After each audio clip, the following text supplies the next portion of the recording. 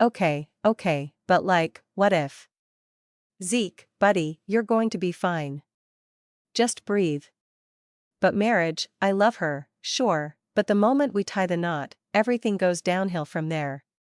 What knot are you tying? The proverbial one. Bro, you need a drink and, oh, a party. Yeah, let's throw a party, Jackson said as he paced back and forth, thinking more and more about how awesome it would be. Jackson was my best friend in this world. He, like all the inhabitants of this world, was a Kojin, specifically a fox kin. Kojin were beast folk and had various stages of transformation. Some looked human with only slight changes, like the ears or the eyes. They might even have a tail. Dialana, my fiancée, was almost fully human but only had the ears and tail showing. However, all Kojin could transform fully into their beast forms. In that regard, they were similar to me being a werewolf. Jackson fell into this stuck in permanent transformation category. When I met him, he looked like the Disney version of Robin Hood, since he was wearing a green cloak and that silly hat with a feather. The major difference between my transformation and theirs was that mine was painful and more beast than the Kojin. My legs would invert like that of a canine, whereas their transformation would still be humanoid in overall shape. I also grew exceptionally large compared to them. They, unless using a skill or ability, would stay the same size when transitioning. Jackson, I love you like brother, but I don't think. That's right, you're not thinking. It is party time and you're getting drunk. Dialana, Kaylin snapped her fingers in front of her face, hello? I'm getting married was all she could say. She had repeated it over and over again since returning to her room with Kaylin and Zara, who were sisters but of different catfolk species. Kaylin was of the snow leopard variety, whereas Zara was a cheetah type. Kojin, when marrying outside their race, could have children that resembled either of the parents, not like humans, where we get 50-50 of both. Both girls had the ears, eyes, and tails showing only. Yes, and you're happy about that, right? I'm getting married, yes, we know, Zara slapped Violana across the face. Kaylin looked at her, shocked. What? Zara asked. We need to get through to her. You know what she needs? A stiff drink and some pills? She needs a party. Kaylin looked at her sister like she was crazy, then thought about the idea and smiled. Yes, I believe you are right, my dear sister. I'm getting married. Vlat vlat vlat vlat vlat, the Lycaons chanted while I downed yet another shot. I don't know if it was the S-rank booze or my translation spell going haywire, but whatever they were saying, it was motivating. That reminds me, when did Lenny upgrade my booze to S-rank? Or did someone else figure out how? And if it is spread this far, does the entire northern range of cities have alcohol now? I need to check my bank account, I'm probably uber rich. Even more uber rich, I should say. I opened my mouth and showed my tongue as the drink was gone. Eh. The shouts and cheers reverberated off the walls of the pub we found ourselves in. Normally, there weren't strippers at this pub, but someone, cough Jackson, cough, ordered some strippers. As we drank and hoped, I hoped, the strippers would leave me alone, that didn't seem to be the case. As I found myself in a chair being bounced on by several women, I tried to close my eyes and endure it. My mates didn't seem to have such reservations as they shouted from the sidelines at my discomfort. Even Telvern was inebriated enough to cheer me on. I think that was the most disconcerting thing. Friend, perhaps you'd like to sit over here and have a water? Avencast asked, but more directed me to a cleared-out table. Thanks, so I know we never got to finish our conversation. No worries, friend, we will. Just for tonight, let's make it through the night without anything too bad happening. You know how women are. I acknowledged his point with a raised glass of something resembling whiskey, then I took a swig, nodded at him, and started to pass out. Hoo-hoo, the women shouted as the male strippers danced on their laps. Dialana had 3 men humping her from all sides, and her face was beet red. All she could think of was this was not kosher. However, the server girl pouring wine down her throat made her head feel like it was all okay. Both Kaelin and Zara realized things were getting out of hand but could do little to the Lycaeans celebrating their princess getting married. The party raged on, and the shots kept coming. Eventually, Violana let go of her anxiety and cut loose during her party.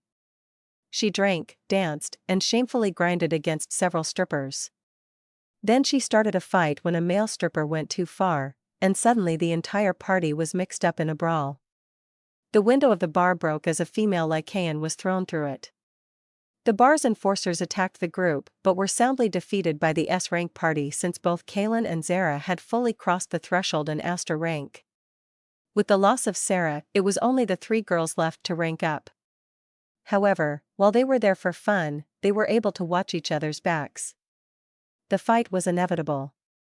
Not because the women were strong-willed but because Lycaeans loved a good brawl. The humanish face transformed into a wolf as a mighty roar escaped the bouncer's lips just as a spinning glass crashed into the side of its head. Violana, in an instant, was there and delivered a mighty uppercut. "Now, this is a party!" she exclaimed. Violana wasn't wearing a wedding dress, but she was wearing a white dress for the theme of the party. Ha ha ha. Avencast laughed heartily, watching Telvern spin in circles while he fought against falling asleep.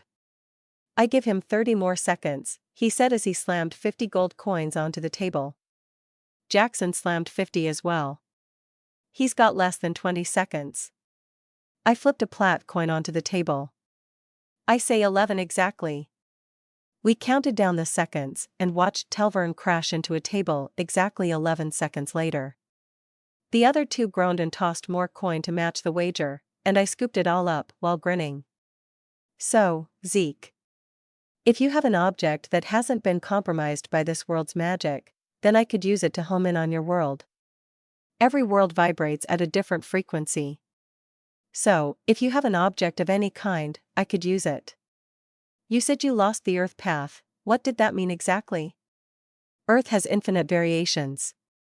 In my variation, magic was very much used and explored. However, I was part of a team that believed in the multiverse.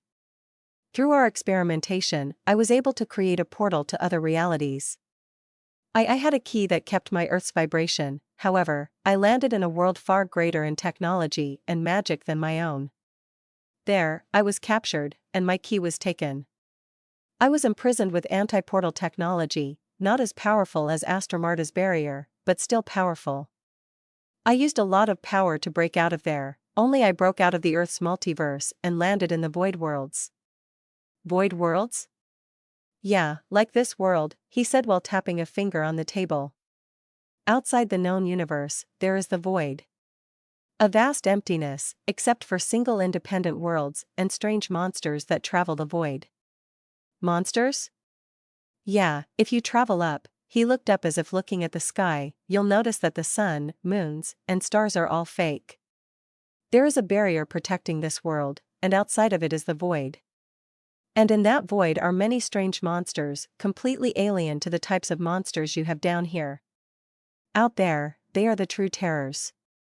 Anyways, once I left the Earth's variations, I lost my way back and have only been hopping void worlds ever since.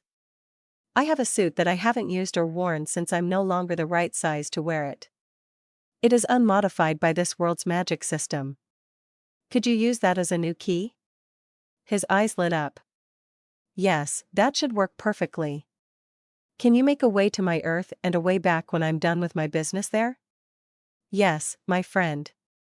I can do one better," he said, grinning. "I can make it so that hardly any time passes on this side while you're over on that side." "That sounds almost too good. What is the part you're not telling me?" "Well, I can't guarantee the time period you land in your world. The thing is, portals break both space and time, so we may not land exactly in the year that you left." "Would it be close?" "I figured it would be years later, which would be fine for me. My enemies would have had plenty of time to get relaxed at my disappearance. Just for me to show up and wreck their world." "Maybe?" Avencast said while his grin changed to more of an uncertain grin. "But it is worth exploring, right?" And you can guarantee that we'd be back here before the wedding? He suddenly realized I wanted to do this soon. The wedding was in 2 weeks, and I wanted to settle my business before accepting a new chapter in my life. Yeah, easily. Your suit has the frequency to get us there, however, it is likely old, and there will be a deviation. But, when I create a key from something in this world, it will be new, and so the return point would, at worst, be hours later, not even days. Perfect. I'd like to go tomorrow after we sleep off all this booze. You said we, by the way, I guess you're coming with me? Yeah, I want to get back to the Earth multiverse. Even if it is not my Earth, and even if I don't have a key to my world, I would still rather be there than here. So, yes, I'll be coming with. Can I come? Jackson asked. I guess? But you will stand out quite a bit, you know, because you are in full transformation all the time. You might cause more problems. And deaths than necessary, now that I think about it.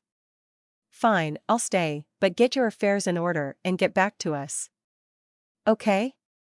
You bet. When I awoke the next morning, I was missing my shirt, a boot, and, oddly, half a pant leg. I was also sleeping in a large potted plant. Telvern was draped over a table, and Jackson was under it.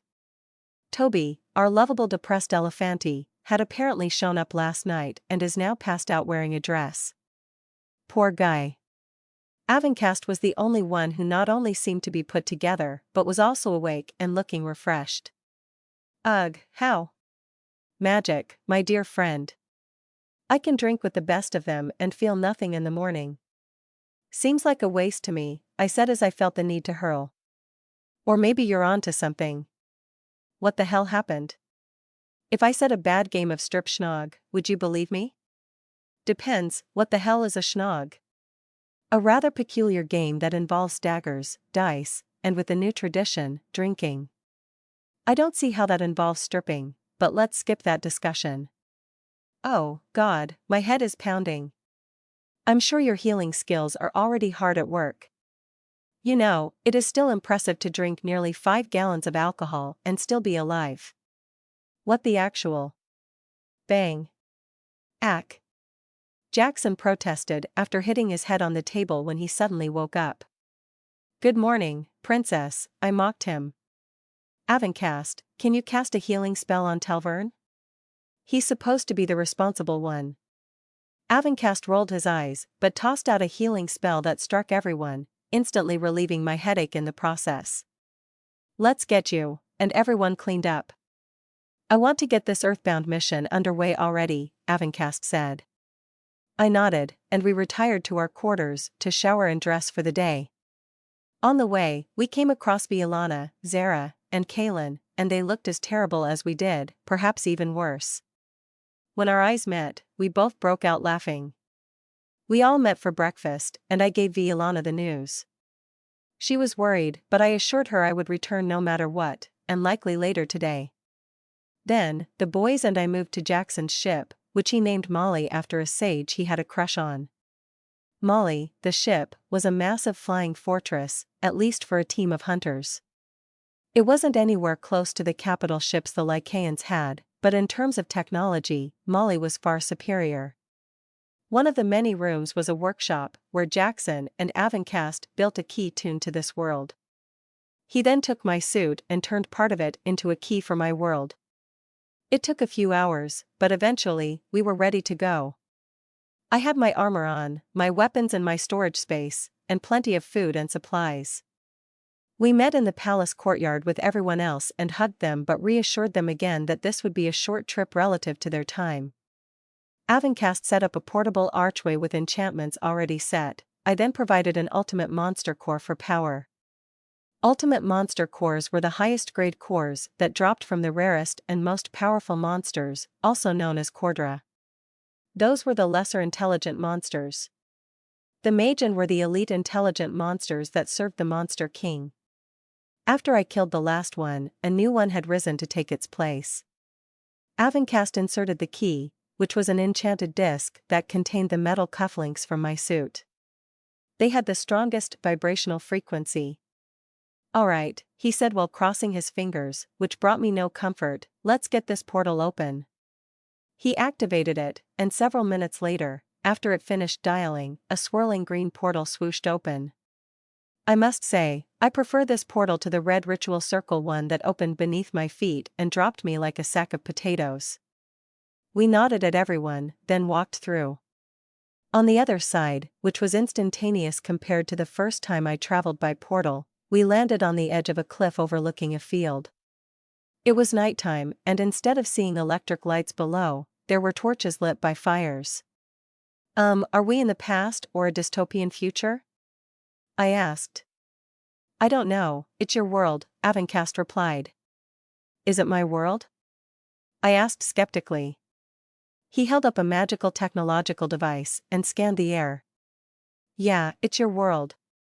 We looked down below and used either magic or skills to get a better view. Is that a reenactment of a battle going on down there, or a real one? I asked. Unless reenactments involve hacking limbs off, I'm willing to bet it is real. Are those Vikings? Yeah, looks like it. Harry, where are we? Harry exited my combat prosthetic arm in his floating orb, resembling a destiny ghost, then scanned the stars above us. Harry Anthony Nuss was my AI implant that became sentient after being transformed by my blessing, Divine Cyberlord. That blessing had enhanced all my implants and gave me special abilities. All blessings give abilities and magically change our bodies to be capable of accessing and using Astra. Astra was more than magic, it was a system governed by the world voice. Avencast used mana for his magic, but since he wasn't a blessing user, he couldn't hear the world voice or gain access to abilities, skills, or spells from the system. However, he could tap into Astra and convert it to mana to fuel his magic. I glanced at my stats to see where I was currently. Status sheet. Name, Ezekiel Connery. Skills. Race, human. Aura Sense T8 R2. Soul Ticket T9 R1. Rank, Orichalcum? Danger Sense T9 R1. Sonic Speed T8 R3. Aura, Green. Cleaning T8 R3. Winter's Grasp T5 R3. Astra Power Level, 3080. Conceal T5 R2. Blood Raven Swarm T7 R3. Blessings. Rune Crafting T7 R1. Taunting Shout T4 R3. Divine Cyberlord.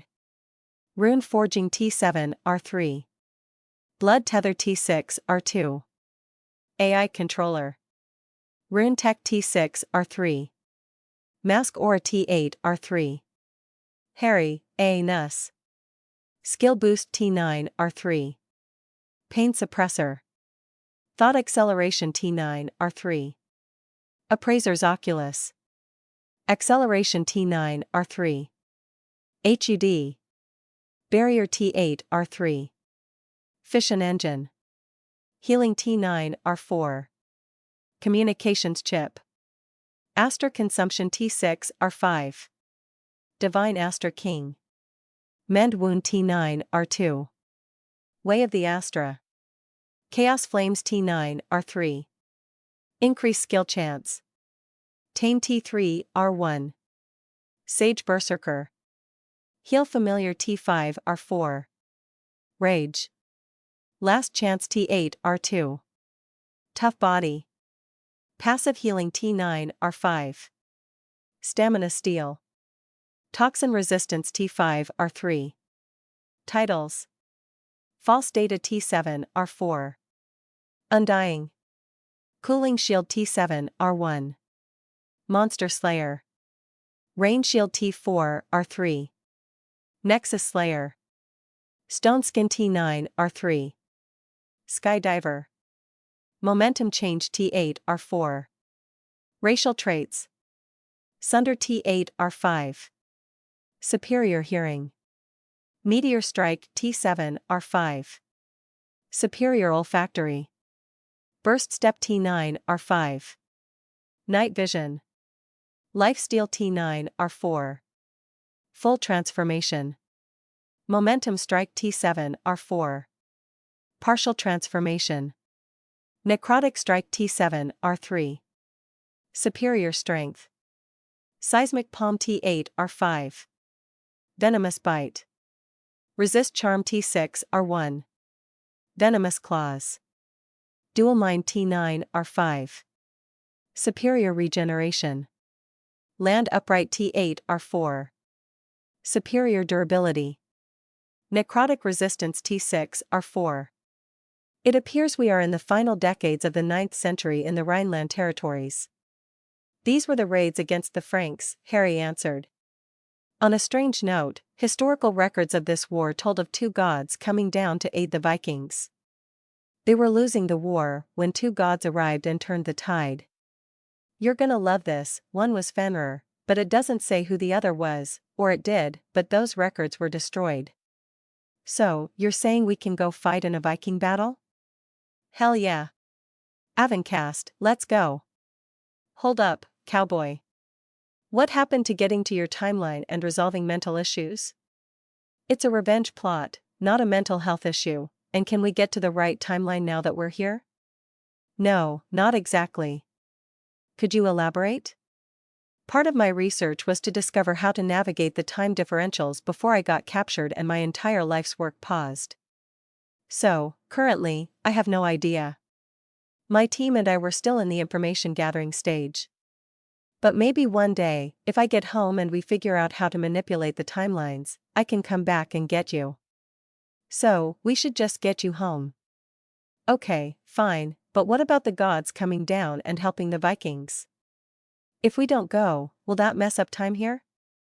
First of all, presuming we're the gods that help, we have no evidence of that. For all we know, we could screw up the timeline. I sighed. Fine, go ahead, activate the key.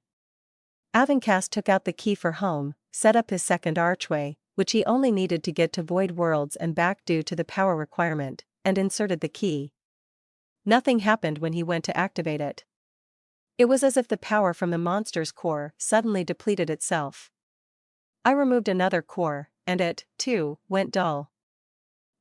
Zeke, you can see Astral Flow, right? I switched Astral Sense on and saw the energy from the archway and the two cores flowing down the cliff and over the battlefield. It continued past the city walls and into what appeared to be a church building. It is going that way, into a church in that city over there. We watched the battle below, and it appeared that the Vikings had tried to breach the wall with ladders and fortified defensive stairways, but lost the battle for the wall and had to retreat. The Franks then gave chase into the field, and when the Vikings regrouped, it became an open melee between them. It was Avencast's turn to sigh before speaking. Okay, seems you get your wish, let's go kill some Franks. I didn't reply. Instead, I took a leap and soared over the Vikings to land on the front line, crushing a Frank soldier into paste while kicking up a spray of blood, grass, and dirt. The Vikings behind me gasped at my size. Since I had activated partial transformation up to phase 4, this gave me extra height, glowing yellow eyes, slight wolfish features, like claws, and some extra fur in places, but it also increased my strength and senses even further beyond my S rank, an Astra-honed body. Astra could be used to activate skills for those who have a non-mage blessing or spells for those who do, but it can also be used directly to enhance the physical body through meditation. One of the perks of my blessing, Divine Astra King, was that I could visualize the Astra perfectly within my body and manipulate it to enhance everything, including my brain, which was considered far too dangerous for normal blessing users. Due to that, I was able to push my durability and strength far above my rank. The dozen Frank soldiers before me stumbled backward in surprise at my entrance. Then, to make an even larger dramatic entrance, I summoned my Serengeti, which formed two green glowing skeg, X, also known as the Bearded Axe. The name of my Serengeti was Ragnar, K, and it has 3 release stages to transform into more powerful versions. However, I won't be needing them anytime soon. Then, using Burst Step, I appeared directly in front of the first 2 soldiers, and with a right diagonal slash, I split his body from shoulder to opposite torso. The 2 sections of his body fell in different directions. With an upward left-handed cut, I cut the second guy from groin to crown, splitting him evenly in half. The rest cried out in shock and tried to flee, but then Avencast arrived, floating down and unleashing a barrage of lightning strikes from a hammer. Seriously? I thought. Seriously? I said as he touched down. Thor, that's who you're going with? He wasn't wearing his mage's robes anymore, but was sporting leather armor with metal bracers, chest pieces, and boots. He also wore a helmet. Where did you get all that? I conjured it, of course, I am a mage, he said while grinning. He looked at his handiwork of more than a dozen fried corpses. Behind us, we could hear the Vikings cheering, and many close by were bowing and whispering things. I trusted the translation spell that Talvern, the crippled lionkin that used an Aster tech to float with, had cast on me ages ago. He said it was permanent, and so far, it had been, but now let's see if it knows Old Norse. Vikings. Now is the time to seize victory. I shouted and then blurred across the battlefield. I cut down Frank after Frank in a gruesome fashion. Avencast flew much slower and rained lightning attacks upon the enemies. I used some of my newer skills several times, not because I needed to, but because it was flashy, and we were putting on a show. Blood Tether would take any blood on or around me, pull into my hand, then shoot out and tether to anyone in line of sight and drain their life. For other hunters or even monsters, this would deal okay damage, but for humans, it killed them in seconds. Blood Ravens was much more visually cool to see.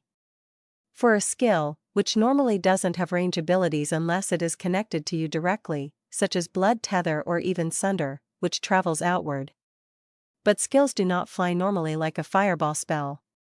My Chaos Flame skill was a good example, because I had to be in melee range to use it. However, some skills had unique features that could be manipulated. Chaos Flames tended to not go out, so I could place some in a special bullet and fire it. Blood Ravens had to form directly from me like any skill, however, their wings allowed them to travel out as if it was cast like a fireball. Glowing red Blood Ravens flew out of my palm in a stream to attack anyone I deemed an enemy. When they dealt damage, they caused the target's blood to boil within their bodies before erupting from every hole imaginable. It didn't take us long to wipe them all out and arrive within a dozen feet of the city walls. The enemies up top looked scared, and many just turned and fled. The remaining few were encouraged to shoot arrows at us and throw spears. I held a hand out, but really, I pushed my aura and knocked the projectiles out of the air. My god, Thor, son of Odin, you have come to our aid, it is a great honor to have you lead us. The leader of the Vikings approached Avencast carefully, and I realized they hadn't figured out who I was yet. I wasn't offended, I just waited for Avencast to answer. We will wait for your orders on what you plan to do about the wall. To not be afraid, tell me your name. I am called Godfred, he said and bowed. Now is not the time for bowing. Now is the time for conquering or meeting in Valhalla for drinks, Avencast said. Love how he was getting into the roleplay. Now, watch as Fenrir obliterates their walls. The whispers about the name reached my ears from even across the battlefield. So, I turned, activated my full transformation, and became the 10-foot-tall black werewolf. With a howl, I vanished the bearded axes and summoned my hammer scythe. The latest version of this weapon was shaped to resemble a falling meteor. It was made from a clear emerald metal, glowed on the inside, and was twice as large as my chest. The handle was over 6 feet long. It weighed several tons and was heavily enchanted with runes. The meteor head had several smaller blades that curved around to resemble fiery trails, but one exceptionally long curve formed the reverse scythe blade on top of the head.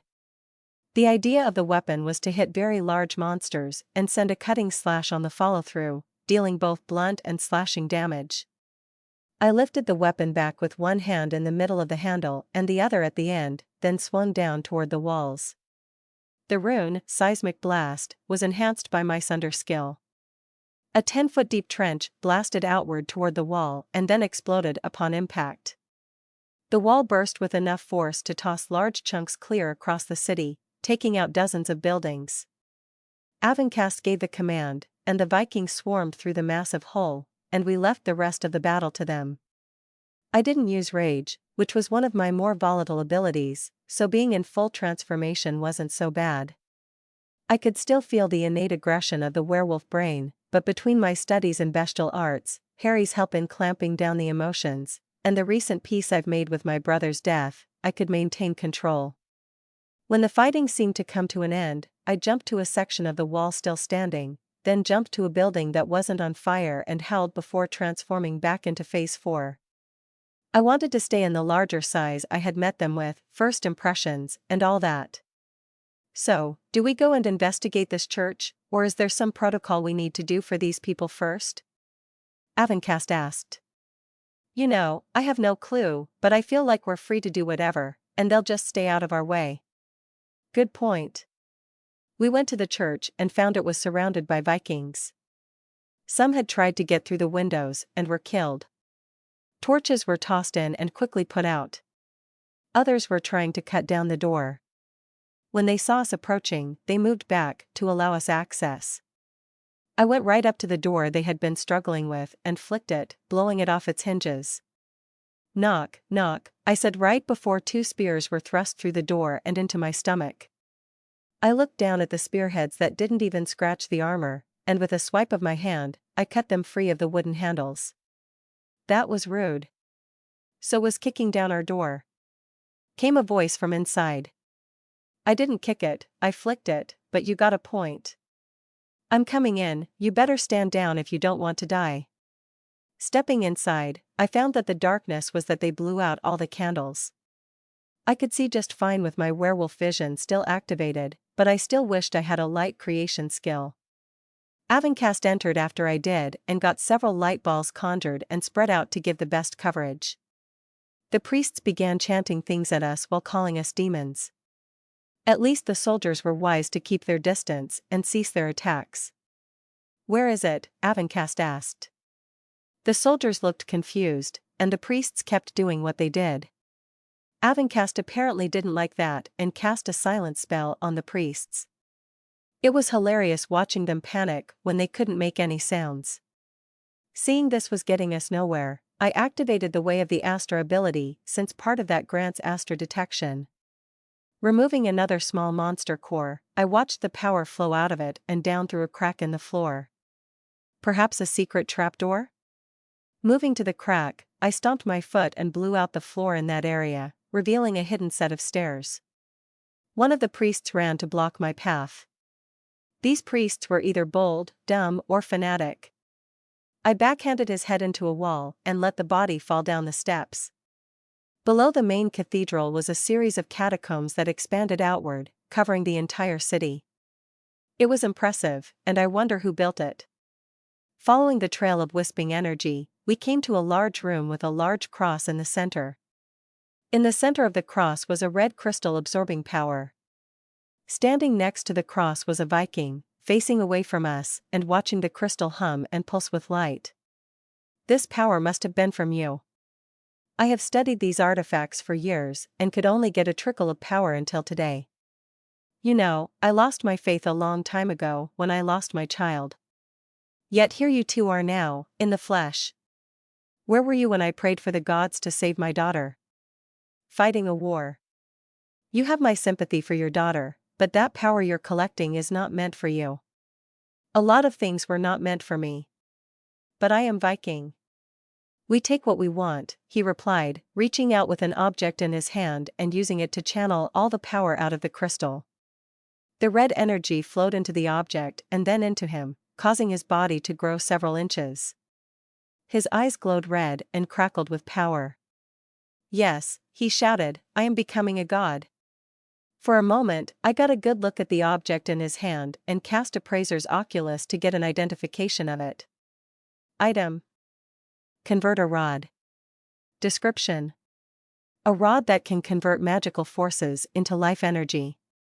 Life energy can be used to enhance a mortal beyond demigod levels. Always wanted to fight a demigod.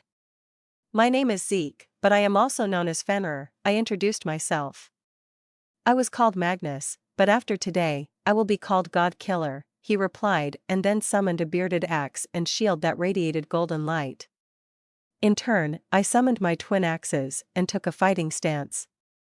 I didn't expect to get a real battle on Earth, but this just became entertaining. Avencast, stay out of this, I ordered. Happy to oblige. Have fun. Magnus was a fine warrior, very skilled, and extremely observant. However, he wasn't used to the speed or the strength. We clashed at high speed, but with our brains overclocked and incredible perception, our fight seemed ordinary from our points of view. He took my attacks on his shield and struck back when he saw an opening. For the first stage of the fight, I would outmaneuver him to get a cut or punch in here or there, but he was a quick learner and adjusted quickly to his new powers. At one point, he slammed one of my weapons downward with his shield and then back upward into my chin, hard enough to launch me through the ceiling and into the city. I crashed through a house and landed on my back in a muddy street. I flipped up to my feet just in time to see Magnus complete the curve of his leap. His axe changed into a golden spear, and he threw it with enough force to cause a sonic boom. Activating the soul art Bokurai and its first condition, fortification, my aura seeped into the ground and enhanced my footing. When the spear arrived, I caught the weapon, spun, applied a postage stamp, and returned the weapon to the sender. The spear's tip punctured his shoulder, carrying him like a rocket out of the city. Taking a running start, I leaped and soared out of the city to follow him. Mid-arc of my jump, I watched Magnus hit the ground hard and carve a scar into the land at least a football field long. I finished analyzing Magnus' power, Harry said. When did you start doing that? I asked. As soon as he started growing and glowing. Well, what did you discover? His power isn't centered in the chest or stomach. Despite having used Astra as the fuel, it is not like mana or even Astra. His whole body is saturated with life energy down to his very cells. I predict he can also heal as fast or even faster than you. How do you know all that? I can use your appraiser's Oculus, too, Not I have never gotten that kind of data from that ability, ever. Of course not, I dumb it down for you. Wait, what? I shouted. How long have you been doing that? He chuckled, since the beginning, You little shithead. How much relevant data could I have used over the years just to not have it because you felt it wasn't necessary to show it to me? From now on, show me everything, and I'll be the judge of what is and isn't important. You read me? Fine, but you won't like it, he huffed. I landed and skidded to a stop. Magnus looked to be in pain, but when he banished the spear from existence, his wound closed up immediately. This is destiny. My name will carve a path through Valhalla until even Odin himself lays dead at my feet. He screamed with such visceral hatred as he rose to his feet. Resummoning Ragnar, my twin bearded axes, I released stage 2 of the weapon's forms. Green lightning crackled all around me as new armor formed. The two axes merged and became a large four-handed axe, which was good since the new armor included 2 new arms. In response, Magnus formed golden armor and a poleaxe. Our fight continued as sparks flew off our blades. Having gotten the word that 2 gods were duking it out, the Vikings exited the city to watch the showdown, from a safe distance, of course. Burst Step instantly put me a breath away from Magnus, and I swung downward with 4 arms holding the axe. Magnus, surprisingly, was able to react in time and brought his poleaxe up to block with the handle, and then he twisted to redirect my attack, which split the earth next to him. Fine, time to break out the skills. I activated Thought Acceleration, Sonic Speed, Dual Mind, and Stone Skin. Then I applied Necrotic Strike and Chaos Flames to my weapon and struck again while activating Sunder. A veritable death wave scorched the area, including Magnus, and yet despite the skills descriptions, Magnus was able to banish the harmful effects. He still received a nasty slash that caused blood to spray the burnt and scarred dirt, but his healing factor was top-notch. It was Magnus' turn to inflict damage as he charged with a shout. I made to block with my weapon when his suddenly changed forms and bypassed my defense. I was pierced through the chest with a long, straight sword blade, the golden energy easily breaking my armor and power. I coughed up blood and punched Magnus in the jaw with one of my conjured arms, while using my other three to grip the weapon in my chest and break it. Stumbling backward, I healed, raised my weapon again, and retook my ready stance. Magnus had spun multiple times in the air from the force of my punch, but landed on his feet and wiped the blood from his lips. He shouted and unleashed even more power, which Harry warned he had again increased his physical abilities. He was already matched with me. This new transformation was troubling. A blow to the jaw, the ribs, a roundhouse kick to the chest, and I bounced Magnus around open terrain, creating divots and craters. I punched him into a wall, a mountainside, and even nearly put him into orbit, but Magnus kept coming back for more. We clashed repeatedly, but our conjured weapons and armor didn't fare so well. In a last-ditch effort, Magnus ditched the weapons, then with 9001 screams, he achieved a full golden form. Even the red energy in his eyes became gold.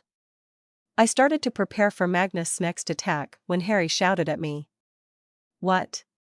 I shouted back. "Dude, his new form just doubled his physical abilities." "So, you are now officially screwed," Harry said. "You serious?" "Yes." "Duh. Then I need to release stage 3 of my Serengeti," I replied. "You've never mastered that, are you sure now is the time to pull it off?" "Life or death, Harry." "No, I am not sure, but if there was ever a time, now is it. That is the stakes." Bokurai and Serengeti both failed. Okay, so they didn't exactly fail, they were effective, but Magnus' enhanced golden form seemed to scale above my 2 soul arts. There was a third soul art, but I had only an unsprouted seed of that one. Serengeti did have one more release state, and although I never truly mastered it, I went ahead and forced the activation. Since Magnus didn't have a core that could center his power, he didn't have a place to project an aura from, at least one that could take shape and form. But with his new power-up, his golden form projected a mighty aura that felt almost villainous, like it was powerful but evil simultaneously. Although it was just a general all-powerful coat around his body, it was still strong and wrong. Even though the power neglected finesse, I knew he was but a pretender. However, he was still stupid and powerful. Sorry, I meant stupid powerful. So, with a slight tilt of my head and with closed eyes, I activated stage 3 of my Serengeti. The axe vanished, as did the armor. This stage wasn't about external power, it was internal. Stage 3 required that I needed to integrate my soul power with physical and astral powers. It was troubling because the power felt like divine power, and I had trouble with being a god. Don't judge. I was only playing a role to get what I needed. However, now, we were past role-playing. Which meant I needed to accept the change and the implications. This third release was called Sin Eater. As one might imagine, this caused no end of issues with my mental psyche. I may still need a therapist, but I need to man up right now. My pride as a warrior and the hopes my friends and fiancé carry rests on my success. My aura gained a green glow that coated my body. I reluctantly accepted the power and closed my eyes. I felt the world's chaos become one with me, no more hesitation, no more fear. Thought, vision, and even the pain of each attack faded away. Although I felt the seed twitch for the mind-soul art, I ignored it and focused on the here and now. This new form pushed my strength to new heights, and our battle resumed. Each punch sent shockwaves cracking and upturning dirt and debris. Magnus ducked my punch and tried to tackle me. I brought my knee up to break his nose, then followed up with several quick jabs to the chest. I could hear his ribs crack, yet his regeneration was always on point. Martial arts were not something he knew about, and I took full advantage. With a kick to the side of his temple, I knocked him off balance, caught his feet, and spun him around before tossing him into the side of the mountain. There was a landslide as the pulverized rock exploded outward. Magnus leaped down and changed his direction with conjured wings when I tried to sidestep his kick. Having been taken off guard, I took his kick in the chest and did an uncontrolled somersault. Archaeologists would eventually find my face print in the rock and wonder in amazement. He was there instantly punching me through a tree, and the next thing I knew, I was being kicked upward. I pierced the clouds before I could regain my sense of direction. I used my aura to halt my momentum and then shaped it like wings momentarily to get myself moving back down. Magnus waited for me with clenched fists, more than prepared to hit me again. But I spun my body to get momentum and collided fist to fist. The crater that formed was massive, yet Magnus dug himself out with little effort. He moved faster still, and the strike I took shot me through the mountain's peak, creating a shower of rock to rain down on the city. He found me on the other side, half buried in stone, grabbed my head, tore me free, and punched me back into the mountain's base. I started to get up, and he was there again with a flurry of blows that shoved my head deeper into the stone, causing the entire mountain to shudder and quake. Activating Rage Phase 2, I caught his fist, twisted it, and pulled him down to get my other hand around the back of his head and slam him face first into the rock. Then I got behind him and locked him in a chokehold. He grabbed my arms to try and pry them off of him, which failed. Then he leaned down, got his footing, and jumped upward, taking me with him. Now without leverage, he was able to grab my head and hurl me over his shoulder. Before I could hit the ground, I was punched to the side, and like a crashing plane, I took out a swath of trees from the nearby forest.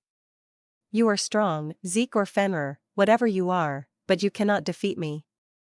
I wiped the blood from my mouth, closed my eyes, and smiled. Why? You haven't even seen my full power yet? Also, you should be feeling the effects by now. What effects? He asked, but now that he was off his adrenaline rush, he noticed his power was being killed. Not siphoned, not stolen, just suffocated to the point of death. This was Sin Eater. If the target bears ill will and hatred for me, he commits a sin against me.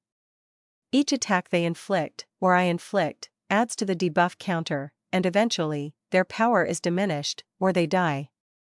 I pushed Rage to Phase 3, then activated my full transformation. Growing to a full 10-foot monster of pure power and fury, the black werewolf awoke with a howl. I saw his fist moving in slow motion and caught it, then raked my claws down his body, splitting him open in a spray of blood. Next, I yanked his arm to the side and bit savagely, ripping it free from his body. I could tell he was trying to heal, but the werewolf toxins in my venomous claws and bite were tenacious. He closed off the wounds to attempt to halt the blood loss, formed a new golden arm of pure energy, and then recklessly attacked.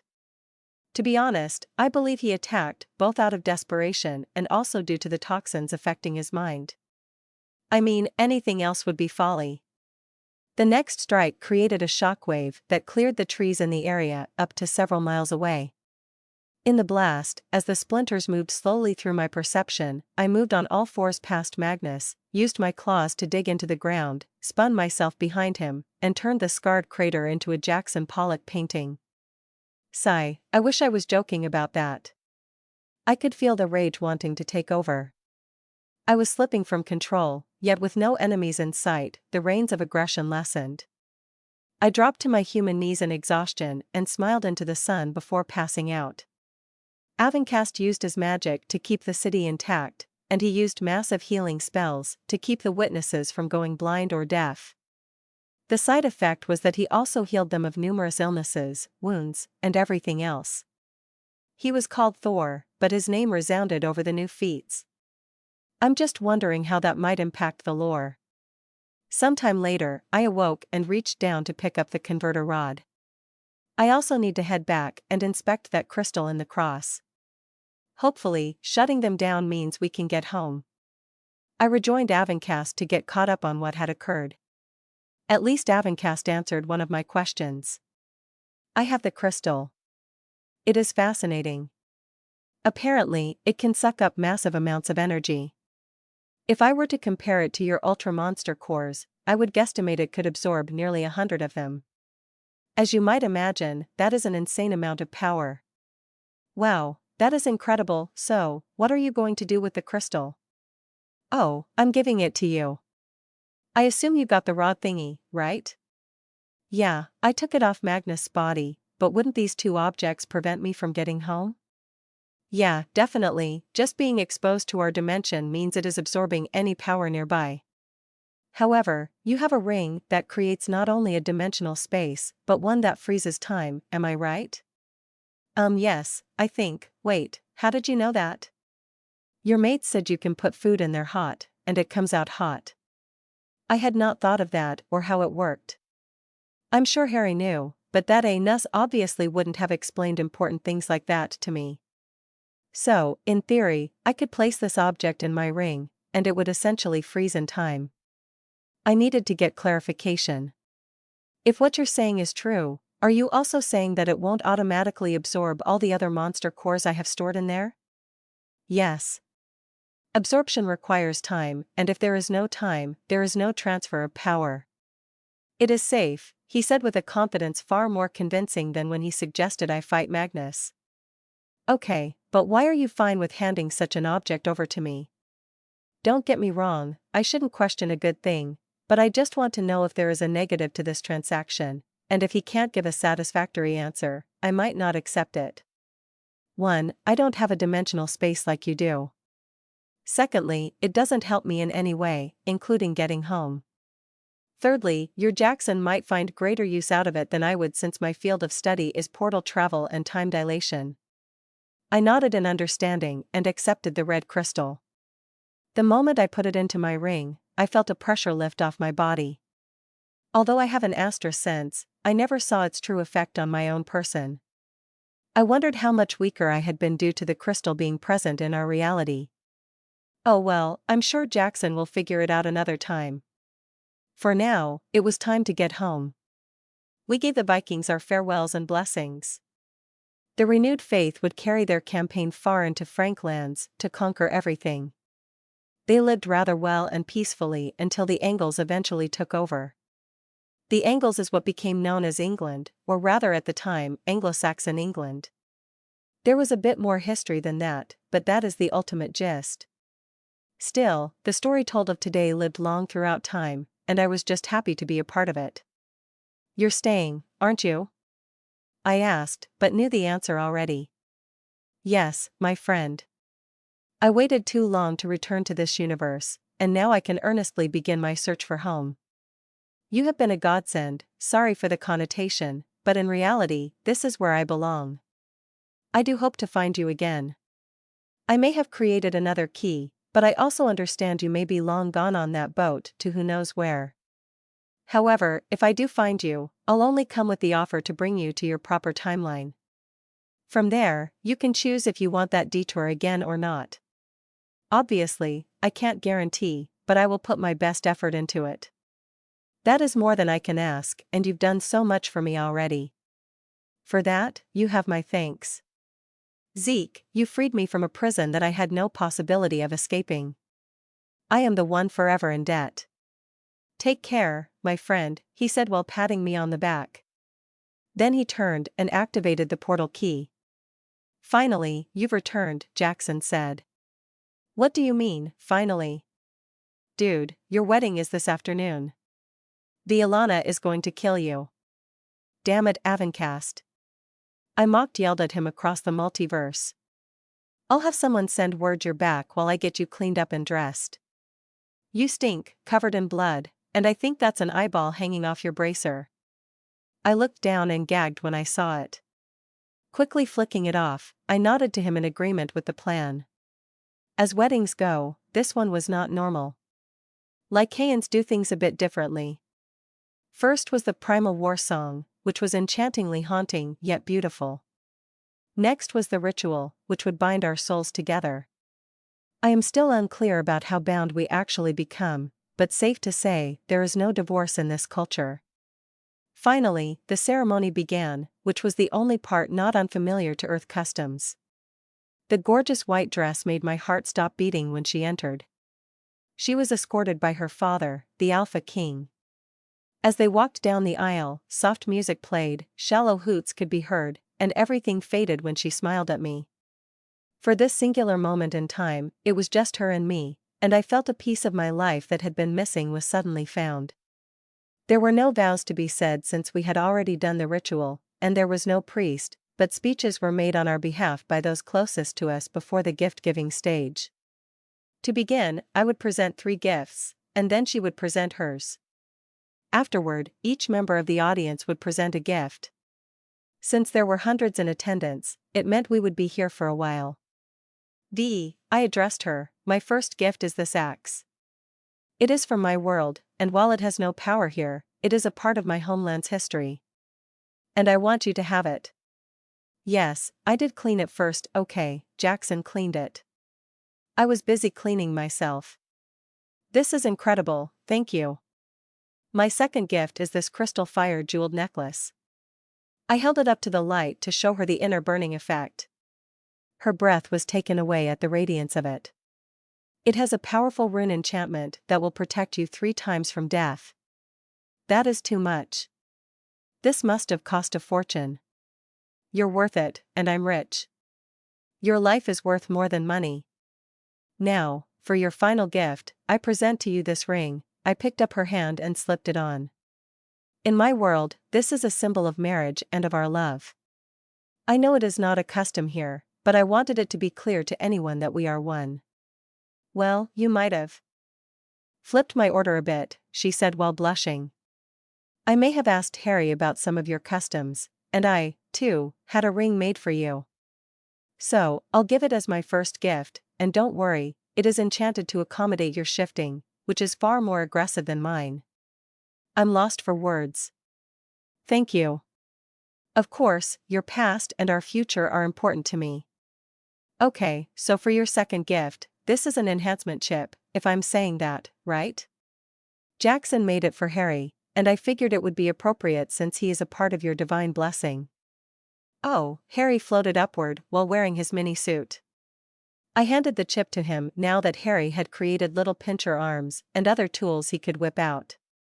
He scanned the chip and nearly blew a gasket. This is incredible, and how did I not think of something like this?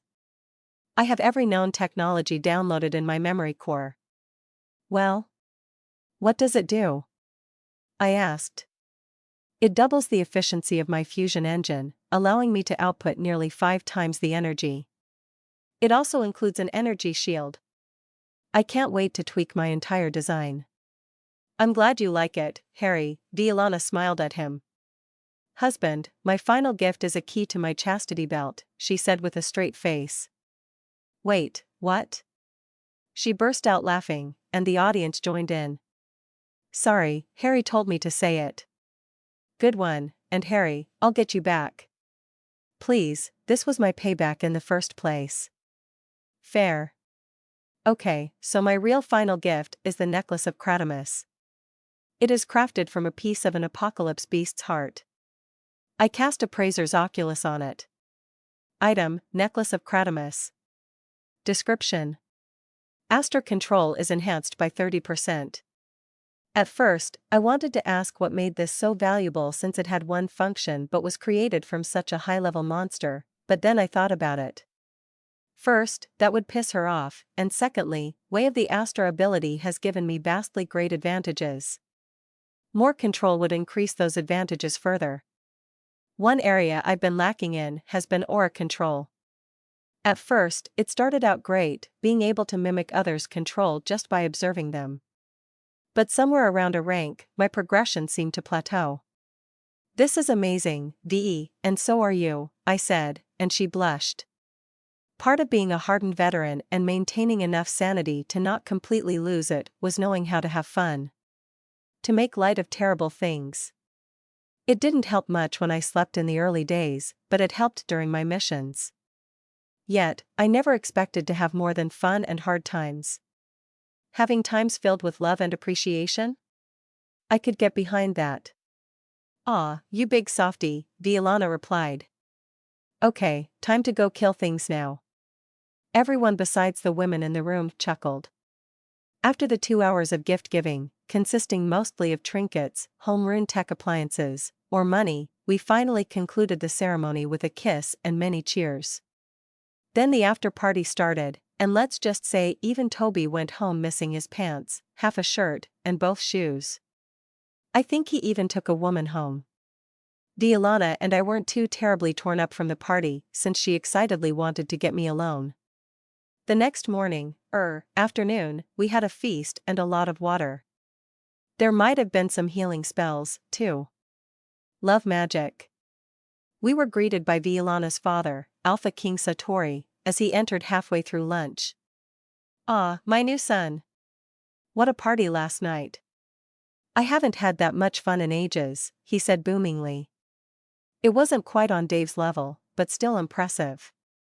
Dave was the giant, white-furred Tauren with broken horns. He was kicked out of his tribe for having white fur. It didn't make him any less of a warrior, though, and he proved it by getting to South rank and was close to ranking up. King Satori had long black hair and no beard, which surprised me since I had only seen him fully transformed. Even at the party, he got drunk, played games, and never reverted his form. I stood, and we clasped arms, which was apparently the way two alphas greeted. Although I wasn't a king, bowing would be bad taste. Plus, he wasn't my king. Come, you hungry?" I asked. "I'm always hungry." "I hear you cooked?" "Yes, come try this." We sat down and enjoyed a large burger, beer, and a ton of beer-battered fries. I would have thought he was a starving child in some poor country if I didn't know he was wealthy and a king. The way he ate threw out the idea of a dignified royal way of eating I had always seen on TV or the one time I did surveillance on a king before putting a bullet through his head. "Ah, good times. This is good," he said through a mouthful of food. After finishing the last bite, he asked, "So, Zeke, what are your plans for the future?" "That is a good question. We have a large house and more than enough money to settle down for a bit.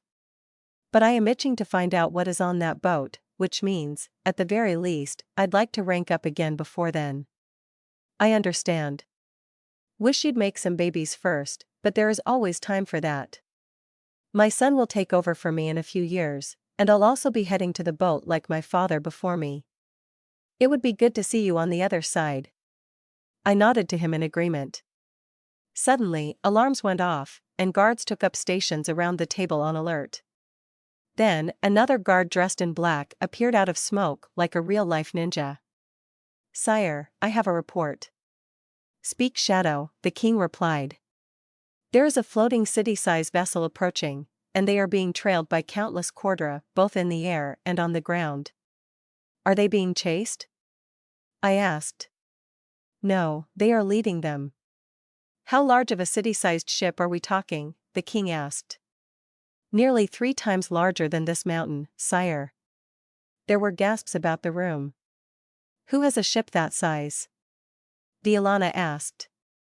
"If they're leading Cordra, I'd say the Majin. Likely, the Tokiki under the new Monster King. Shoot, it might even be the Monster King himself." "Why do you think that?" the king asked.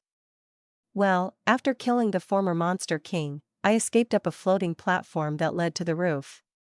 As it rose, I looked down to see other Cordra burst in and launch many spells at the throne where the dead body was. It was clear to me it was a hostile takeover. My guess is the new Monster King plotted something during their ritual, and something went wrong, resulting in me. But the reason behind it might just be lust for power, or it could be differences in strategy.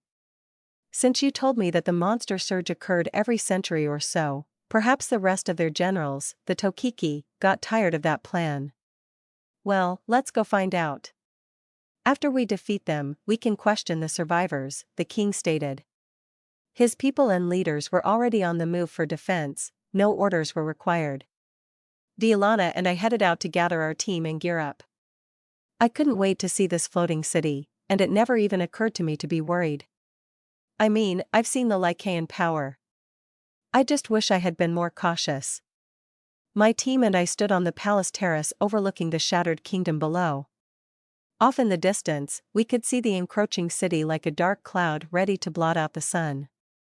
The Lycaean king soon joined us and folded his arms in resolute defiance. "King Satori, what is your strategy, and how do you want to use us?"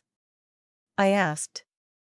"It is my understanding that your ship is very advanced and that you helped modify my son's ship for faster engines. I don't expect we can make any meaningful modifications now, but if there is anything you can do for our shield generators around the city, we would be grateful. Jackson, you got your task. Ugh, fine. Give me all your ultimate cores and the special cores while you're at it. I winced at the cost he was asking for, but forked them over all the same. Anything else? I asked the king. Our defense is best suited to my people. I'll give you free rein to decide how best to manage your team. Very well. I turned to my team. Okay, folks, let's load up. Kalen, you're our next best pilot. I know you've been learning from Jackson. Toby and Zara, you'll be on guns. And before you can complain, Toby, there are so many enemies out there that not even you can miss. Tell Vern, I know you'll want to be in a window casting spells, I'll leave you to it.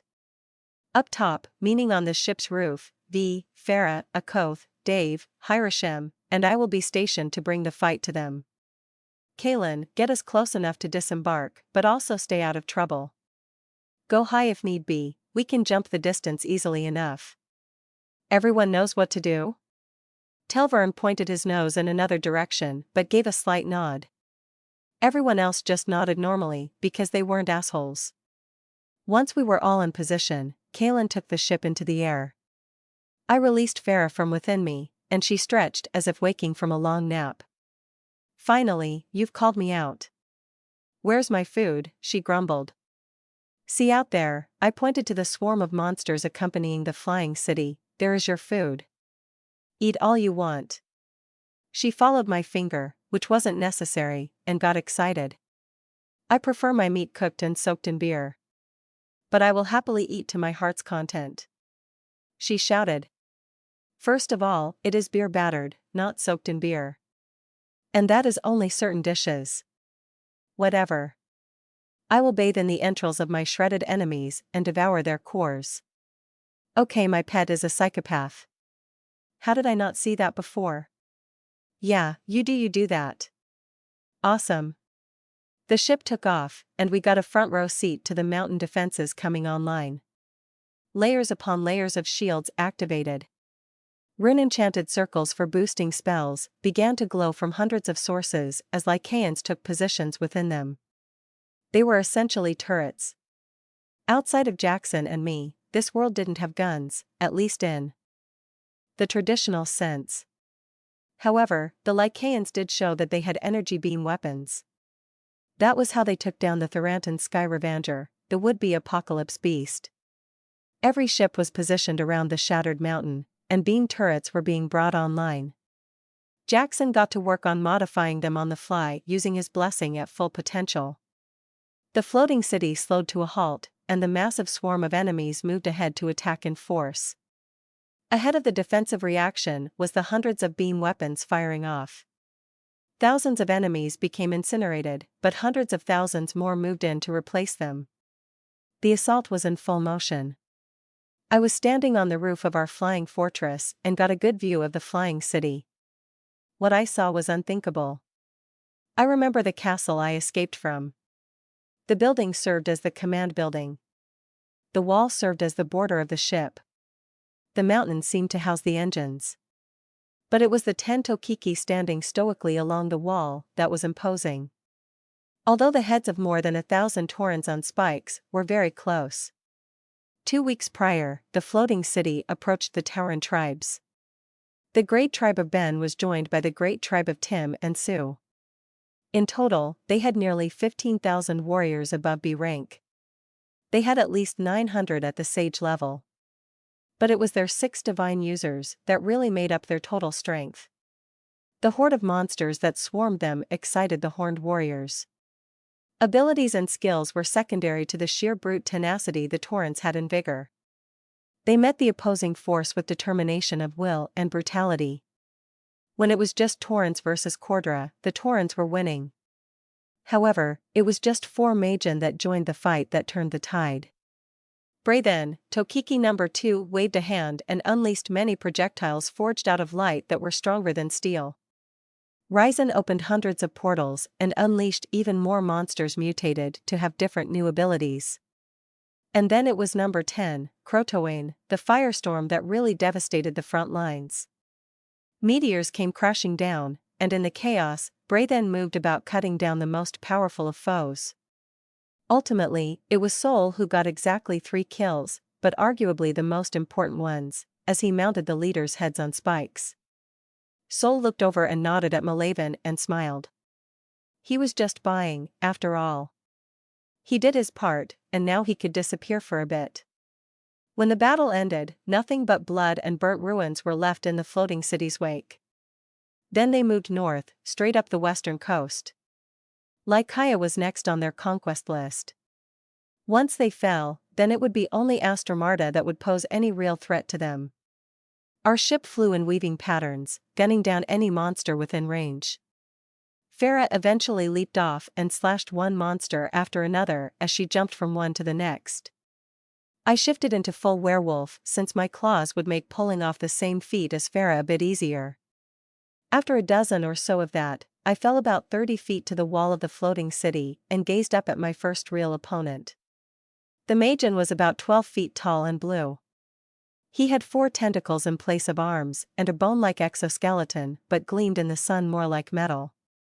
And here I thought they called us monsters, the Magian said. What exactly are you? I am Werewolf, I spoke in a loud, gravelly voice. It was always difficult to speak in this form. Interesting. I am Crotoane, number 10, he said while lighting all his tentacles on fire. Several red markings appeared on his face and body, and it occurred to me he was activating his curse. In response, I activated several skills, the usual suspects for any battle. Stone Skin, Barrier, Skill Boost, Aura Sense, Thought Acceleration, Dual Mind, Sonic Speed, and Mask Aura.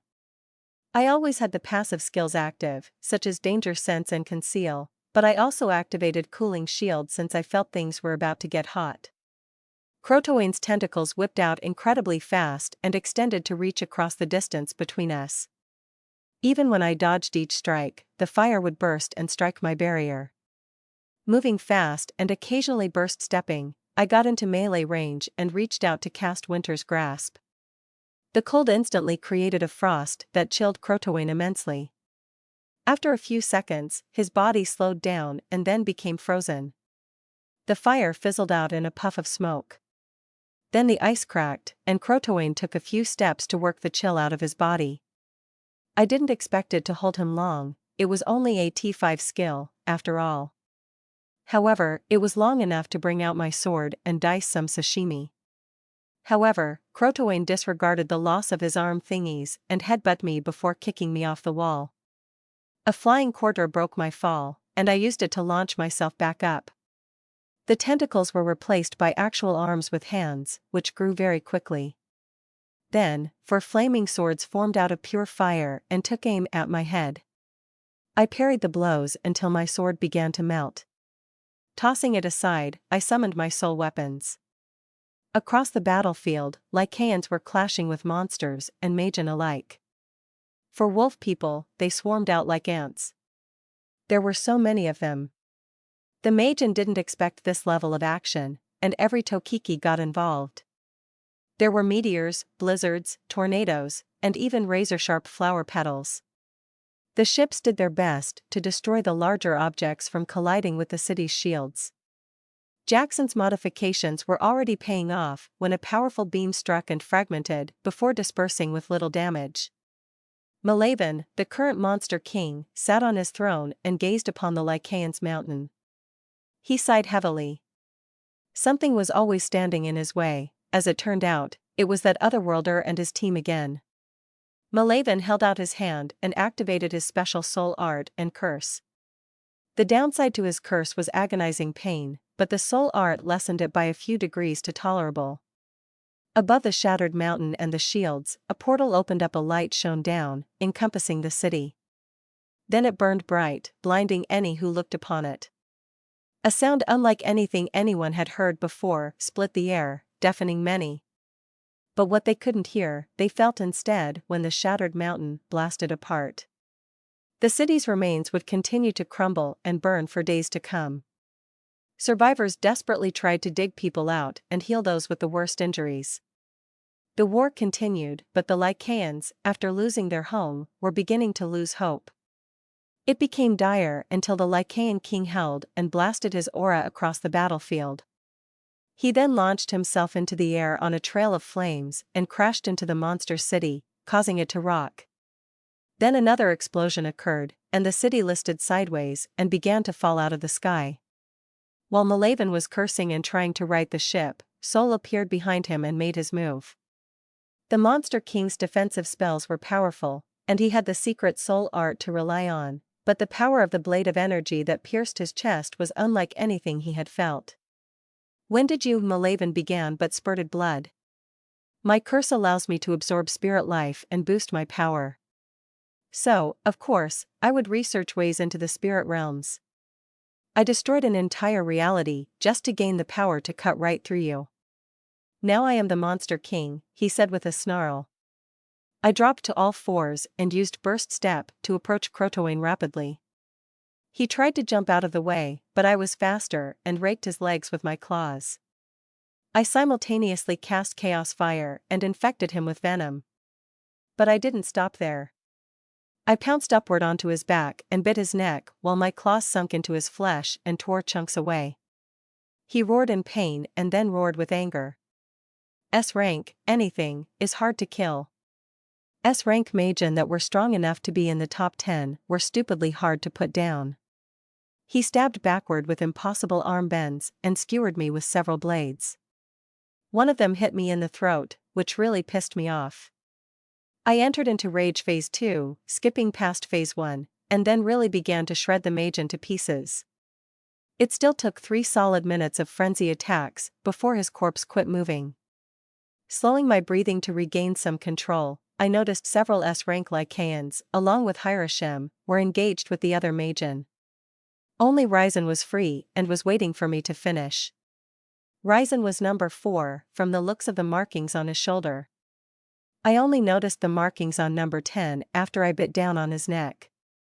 How much of a power difference was there between the two? Ryzen didn't seem particularly afraid of me. Still, I tested the waters.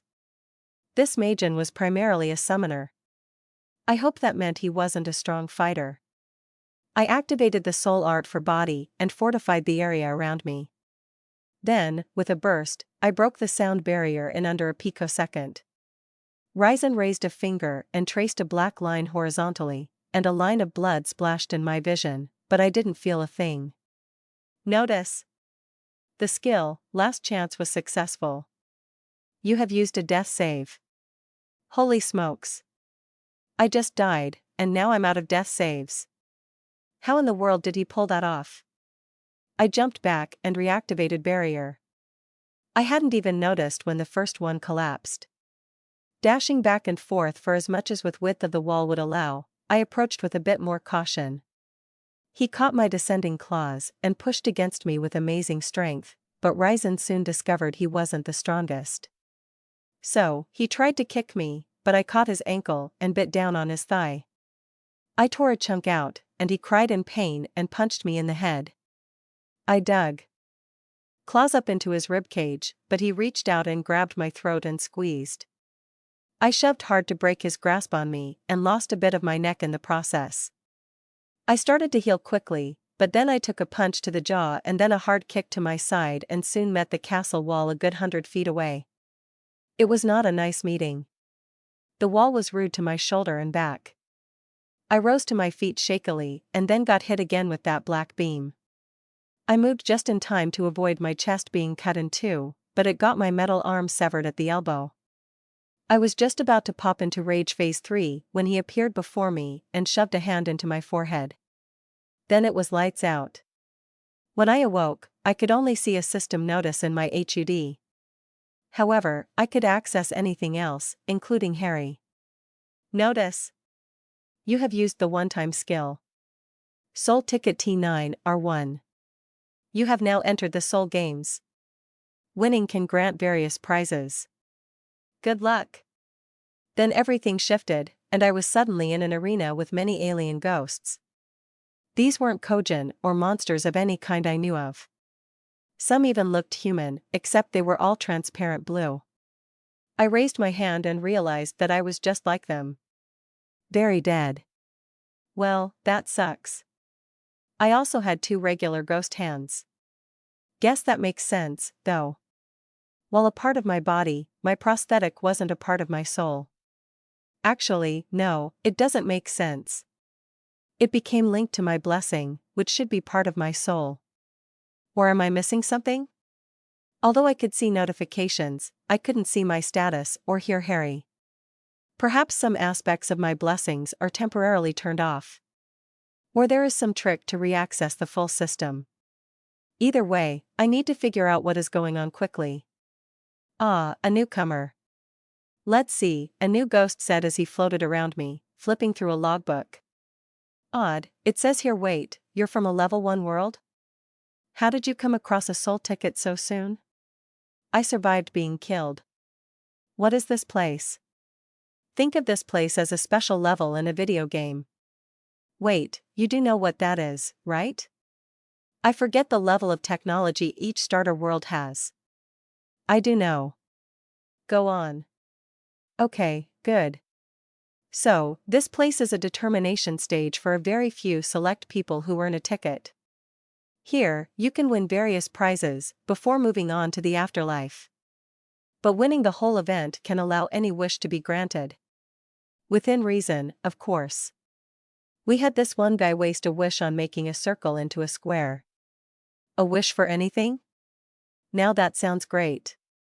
And then, my mind started to explore all the options for how to abuse it. Like, could I get this and this and this as long as it sounded like one continuously long wish? Then again, how likely is it I would win? I don't even know the rules. That is very exciting. How do these games work? I asked. There are many different kinds of games you can enter. Win enough to get points. The first loss, though, and you're done. Then, you cash in the points for your rewards. Get enough points, and you can enter the final game. There is where you fight for a chance at a wish. Alright, so where do I begin?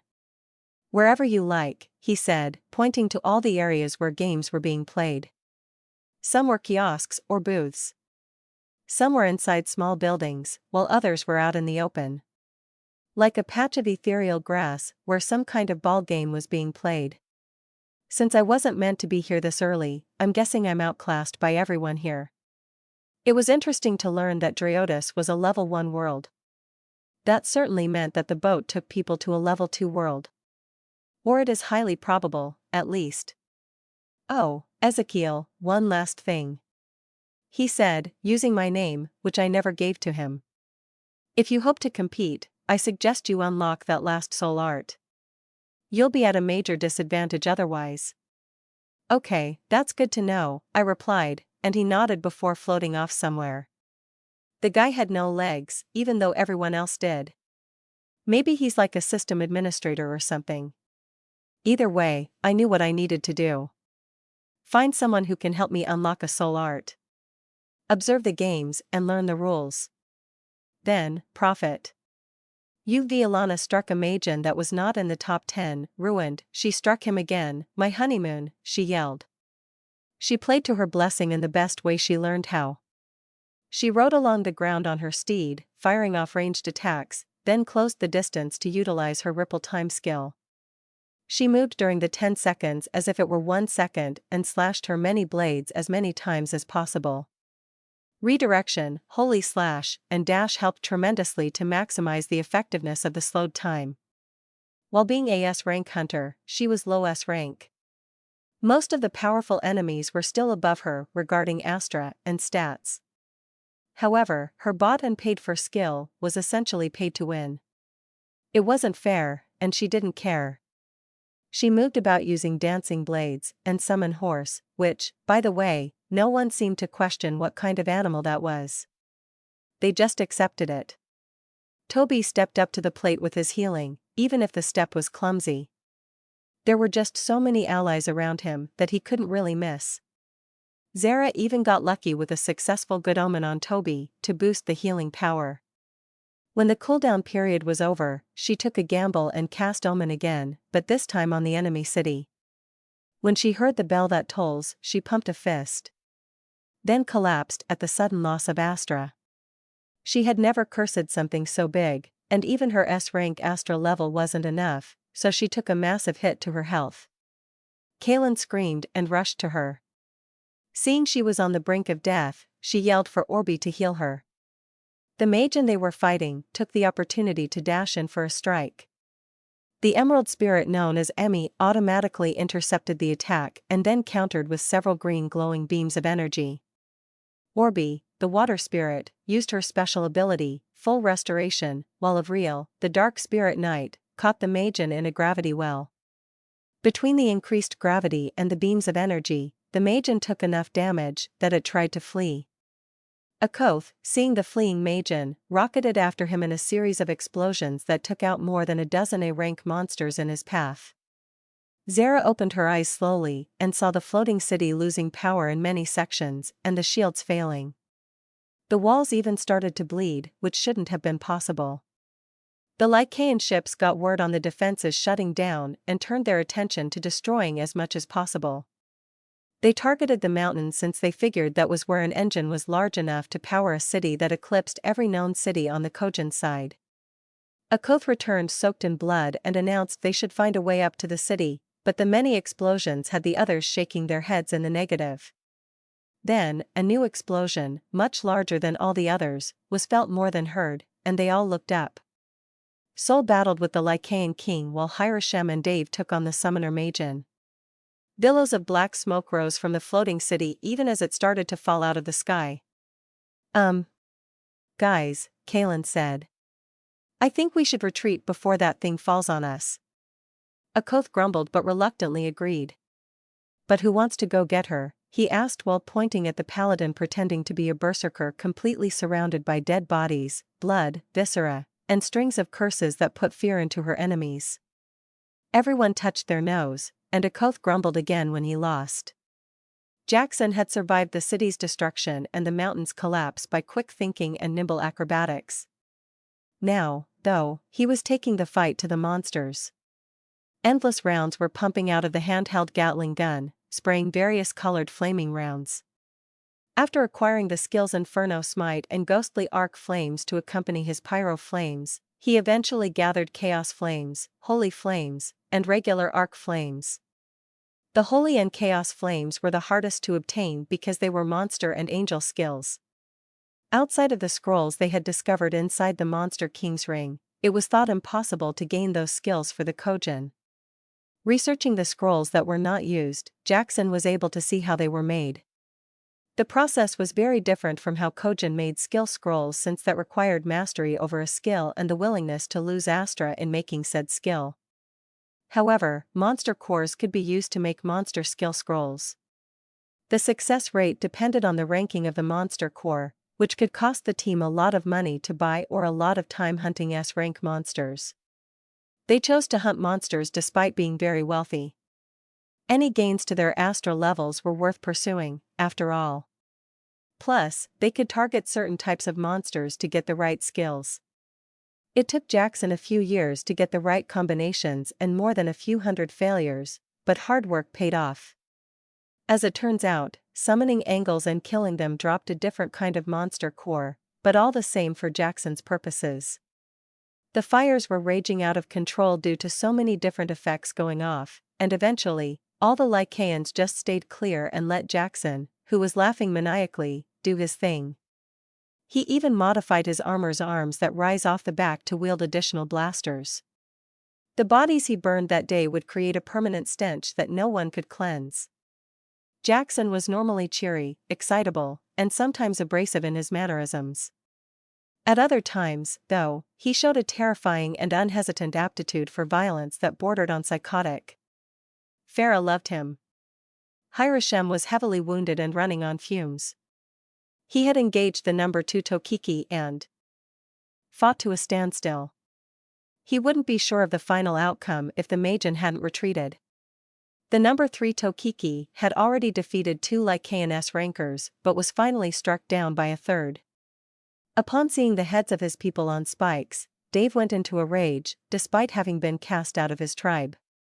He took down numbers 6 and 7 while wounding number 8 before his wounds forced the big Terran to retreat.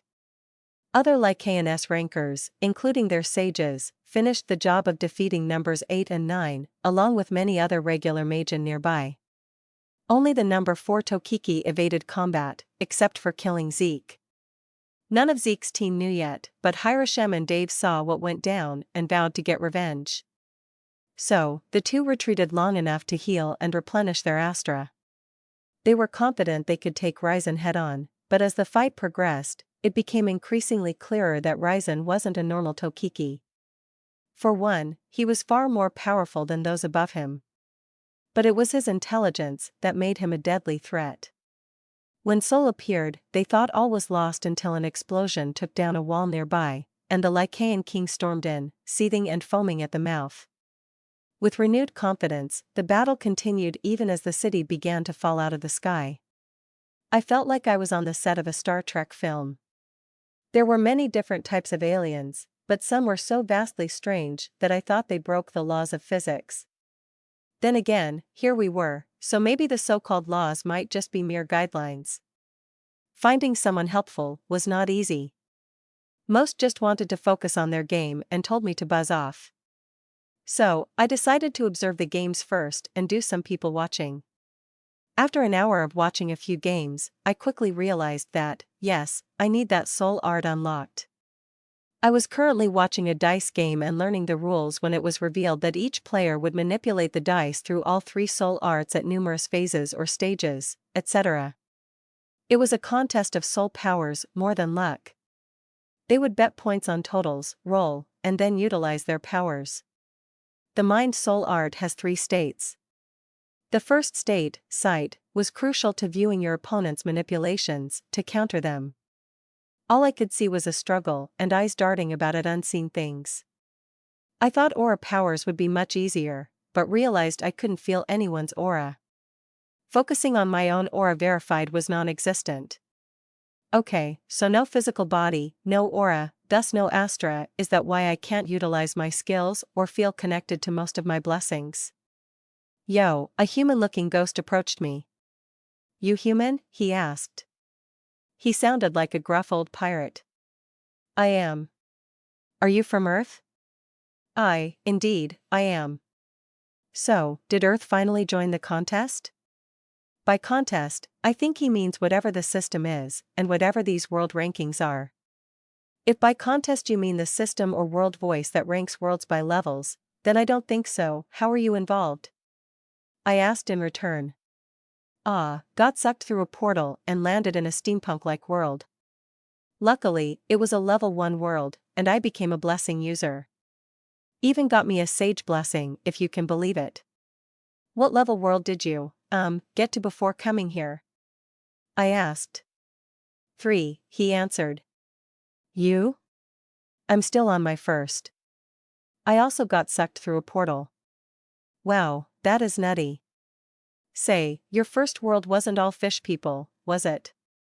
No, they are all varying types of animal people. A lot of which resembles animals in our world. That is interesting, the old man mused. The current theory is that an alien race started this whole thing. First, they seed worlds and eventually pull them into the fold of this contest. What is the end goal of this contest? No idea. I have spoken to a few people here who have reached World 6 so far, but there's always another level above them. That is not encouraging, I replied. Steampunk with fish people? We both had a laugh. Good folk, really. World 2 brings more interesting folk along, though. I'll not speak of it, though. Best to experience it firsthand it is. The man's eyes glimmered, and I felt something. It was strange. It wasn't harmful, but it kinda seemed like a scan. I have experienced inspection skills before, well, once, and it was unpleasant. However, it was when I was unconscious, and the probing felt like an intrusion. But since I couldn't use skills, I assumed my conceal skill was not working. Yet whatever he did just now resembled a use of a skill. Fascinating. Amazing. You have 2 divine blessings and another at Sage. You killed a monster king or something? Ah. You did? Incredible. You must tell me the story. Oh, and I'll help you unlock that last soul art. That was both a gut punch and a relief. The fact that he could gain so much from scanning me yet is so willing to hear my story as to reward me for it. I did what any man did when asked if he hung left or right. Yes. I can tell you that story for insight. And so, I did. I told him everything, including me being a werewolf. I used to not be so free with this information, but recent events have opened me to acceptance.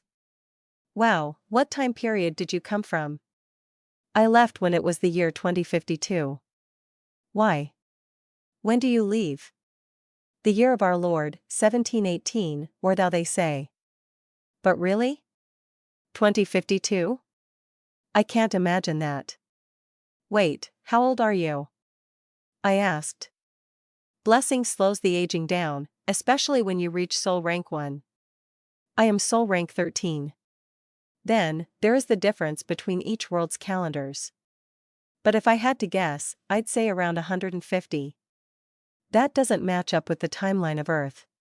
It seems it doesn't. But how do we know time flows on the same timeline?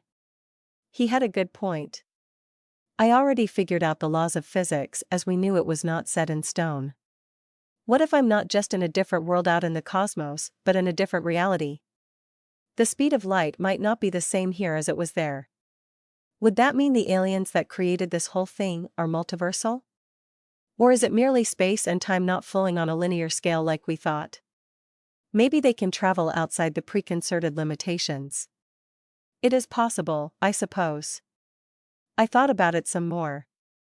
To the best of my knowledge, there had to be a first cause. An eternal cause that caused everything else. I know scientists have been trying to prove through quantum physics or mechanics that the chicken came before the egg, but even the concepts of chicken and egg had to come from something. This frightens me. What if the aliens are not just highly intelligent, advanced beings? What if they are the first cause? The eternal supernatural cause, also known as God or gods? What does that say about destiny or fate or free will? What is the purpose of life? This will haunt me for a while to come. Supposedly, if I have a while to come. For now, I have to survive the games. I told you my story. Can you help me with my soul art problem? And wait, if you left in 1718, how do you know what steampunk is? The fish people knew the term. They taught me it and their language. Also, gladly, Edward Teach said. Yes, that is right. This was the infamous Blackbeard himself, and apparently not dead well, now kinda dead. Also, nice bloke for a murderous pirate. He offered me ectoplasm. The supreme alcoholic beverage of the in-between world. I rolled the dice and immediately saw the floating eye with wings make his attack. Or hers or it. My opponent aimed to manipulate the board using Bokurai's first condition, fortification. The ability to strengthen the ground or object to one's self was essential to creating strong foundations from which to strike from. However, the real power of this soul art wasn't in a forced blanketed fortification but in the skillful use of selective fortification. The floating eyeball was using the soul art to toughen or weaken the areas the dice rolled to allow a positive outcome. This was my first battle, but it would not be my last. While I might seem to be the sort that rushes in and defeats everything, damn be the consequences, I actually wasn't. I studied, trained, and became a master of infiltration and assassination. So, I observed many games, paid close attention to players' habits, routines, and even memorized their likes and dislikes, before attempting my first game with them. I countered his manipulations with my own, not in a brute force manner, but in an unpredictable way. The eyeball couldn't manipulate the entire board at once. He was too tunnel vision on where he wanted to attack. It didn't help that his giant eyeball would point straight at the squares he hoped to adjust. By making something sturdier or weaker would directly affect the bounce of the dice. You can even make the dice land the way you want with enough precision.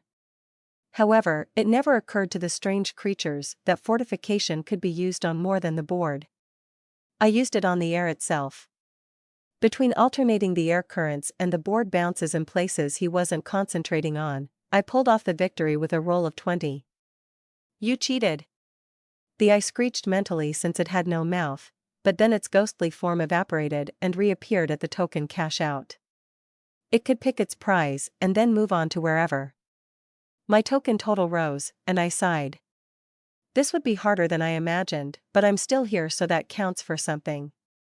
I wondered about the invasion and Violana and all my teammates. What was going on? Would I be able to return in time to make a difference? If I could return to life, could I do it at a certain point in time? If genies and bottles taught me anything, it is being very careful with your wish. However, that goal is still far off. I need to continue winning first. Thanks to a filthy pirate, unlocking the mind-soul art was key to my understanding of how to progress into the soul realm. He had mentioned soul ranks, and I knew this was the direction blessings and Aster ranks were headed toward. Although the pirate didn't confirm an advancement above divine, I had this sinking suspicion that divine was merely the stepping stone to something far more powerful. I needed to get back and keep advancing. I was ready to take the journey to level 2 world.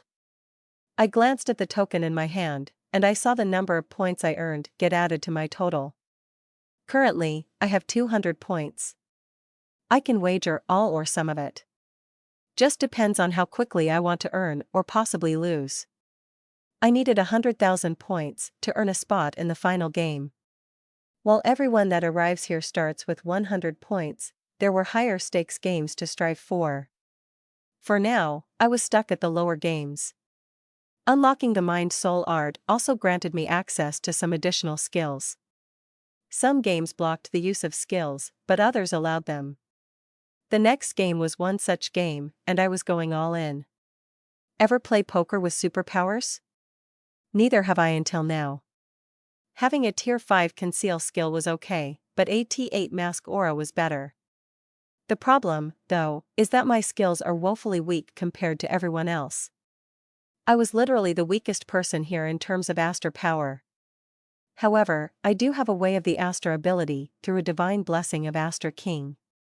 On top of that, my racial traits as a werewolf were also allowed. I was concerned that there were many alien species with unknown skills and racial traits, so I spent what felt like days studying the players. It's unusual to feel tired once you reach S rank, but there is no fatigue in this place. No day or night cycle. No real measurement of time. Sure, I could count one Mississippi, but no one would actually do that. So, I had to go on a less reliable internal clock, and that felt like days to me.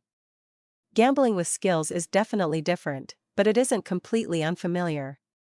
Tells, patterns, and even soft banter give way to true poker playing. In fact, I had, in a way, an advantage. These people were far older than I was. They had been on a path of combat and struggle for so long that basic things like games were cast away. The supposed game worlds kept them busy. Games like poker weren't high on the list of skills to maintain. While it had been several years since I played, it was considerably less time than these players. Essentially, I was the expert, and they were the amateurs. "You're cheating, Vash," the Nokian accused Sloane, the slime. His eyes were glowing while he called out the other player. "I can see the card you swapped from within your oozy tentacle." Dash needed no proof or confirmation from Sloane. Simply stating the cheat and the location was enough for the blinding white beam of light to examine the cheat and pass judgment. The slime was teleported to the cash-out line and deemed a loser. This was my ticket to winning over actual card playing. Sure, I did my best to win each hand I could, but calling out cheating in a game full of cheating was the best way to get players out. Sure, I would string them along at first to get them to invest their points, then, like Vash, I would point out how they attempted to cheat. To lose without cheating in poker was obviously running out of chips or points in this case. The best part of this game was it could be played non-stop, provided new players sat down. Once I had accumulated more than 2,000 points, however, people stopped sitting down. I cashed out and moved to more lucrative games to observe for a few days. I wasn't at the highest stake games yet, but it was close. So, with that in mind, I watched several games and weighed my options. There was a final game battle during this time with 8 players, and they allowed spectating. It was what I dreaded most. Combat. I knew I was stronger than others at my rank, but these were people at ranks I hadn't even been introduced to yet. Blackbeard laughed as he watched the battle and then elbow bumped me. You know, you can win this. How? I've been watching intently and can't see how my skills would match up. True. You're no match in terms of skills and even raw strength, but you have divine blessings. Sure, all these people have developed their blessings above yours, but they didn't start out with the ranks you have. An adept blessing raised beyond the divine still has less potential than a divine blessing raised to the same level. They're simply never going to be equal. The effort put in when acquiring blessings really does matter. Defeating a monster king literally puts you above everyone here, at least when starting out, but also in potential. Your blessing may be weaker on paper, but it is far more capable than theirs. My eye tells me the true potential of any blessing, and I've never seen one as powerful as yours. And I've scanned everyone here. I suggest focusing on your Astra King blessing and raising it one level. That alone will allow you to dominate in this competition. Just like that, Blackbeard confirmed my suspicions. However, he did more than that. He confirmed that I could grow my blessings and likely skills while in this in-between world. Now, I wasn't just observing people to determine how to win games. I was watching for how their blessings and skills worked so I could advance my own. Raise just Astra King?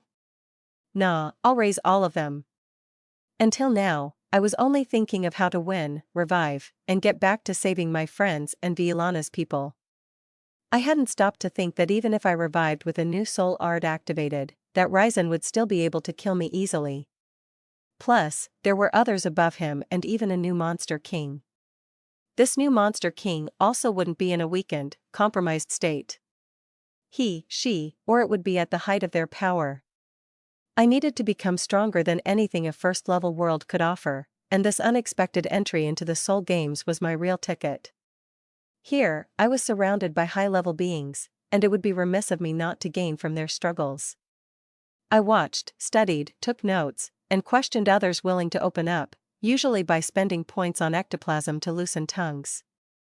But after what I believe were months, possibly closer to a year, I found a way to advance a divine blessing. Despite how drunk I got people, no one would talk about the boat or the transition to a new world.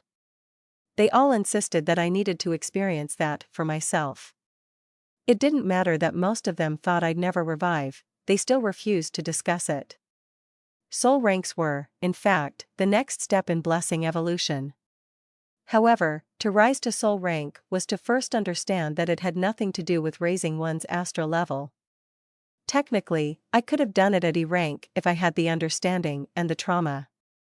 Certainly, I'd been through some trauma. However, the trauma needed in this case was serious wounds to the soul. Wounds that would force growth in ways that emotions or physical damage could not. Fortunately, I was in a soul realm, where actual soul damage could be taken and be devastating. Unfortunately, this meant going through something more painful than anything ever before. Which meant I signed up for the least popular game. Have you ever played the game, Bloody Knuckles? It consists of 2 people where one will hold out their fist like they were waiting for a fist bump, but instead of meeting another fist in a friendly gesture, the other person would slam their fist downward onto your knuckles as hard as they can. Then, if you didn't cry, wuss out, and quit, it would be your turn to do the same to them. Now imagine that same game and then call it blood quarters. Because in this version of the game, we would slot 3 quarters between our fingers and then slam them down onto their knuckles and likewise receive the same punishment. This game was a lot like that, but with our souls. Or battles where we could shape weapons or shields and have a contest of what might be the closest thing this game could be compared to. It was just that the soul was not powered by our Astra. It was our very being, the core of who we were. Slamming your soul into another was like a cat scratching the shit out of your heart, but you couldn't die. One could also say exposing your soul to this level of punishment meant you were a cat owner, but that is not a debate I am willing to get into. The reason anyone played this game in the first place was for two reasons. 1. They realized, like I did, that they could gain something far more powerful than points, or 2. They understood the 3x multiplier for winning was a tempting offer. It didn't mean they understood that losing also had consequences far beyond cashing out and moving on to the afterlife. Even in paradise, their soul trauma would follow them. If you've never done a soul attack before, don't worry, the booth you stand in opens you up and directs you on how to attack and how to defend. To be honest, I'd love to say I dominated this. I didn't. I came close to losing more times than I can even remember.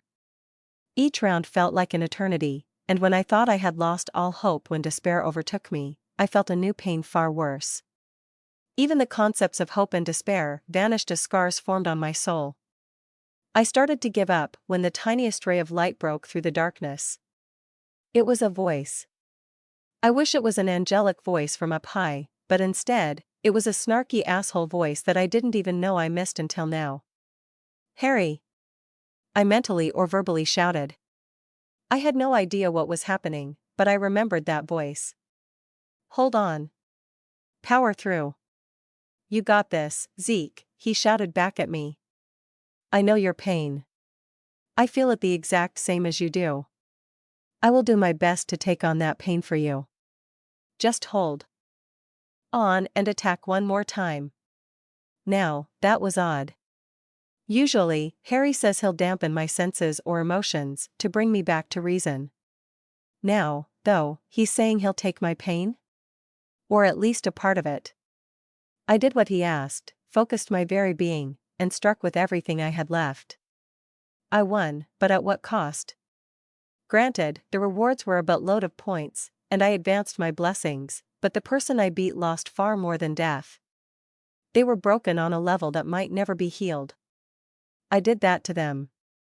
And that realization was when my blessings actually rose a level. Notice. The conditions have been met. Divine blessing, Aster King has increased to Soul 1. Divine blessing, Cyber Lord has increased to Soul 1. Sage blessing, Berserker has increased to Soul 1. New title gained, Scarred Soul. Scarred Soul grants a new blessing ability. Under the Aster King blessing. New ability gained, Soul Eyes. Description: see the fundamental structure of skills. Due to your current Astra levels, this ability can be active for 3 seconds before your Astra is depleted. Less if used when not at full Astra capacity. Must have a minimum of 1000 Astra for 1 second. So, when I said this place made it impossible to feel fatigued.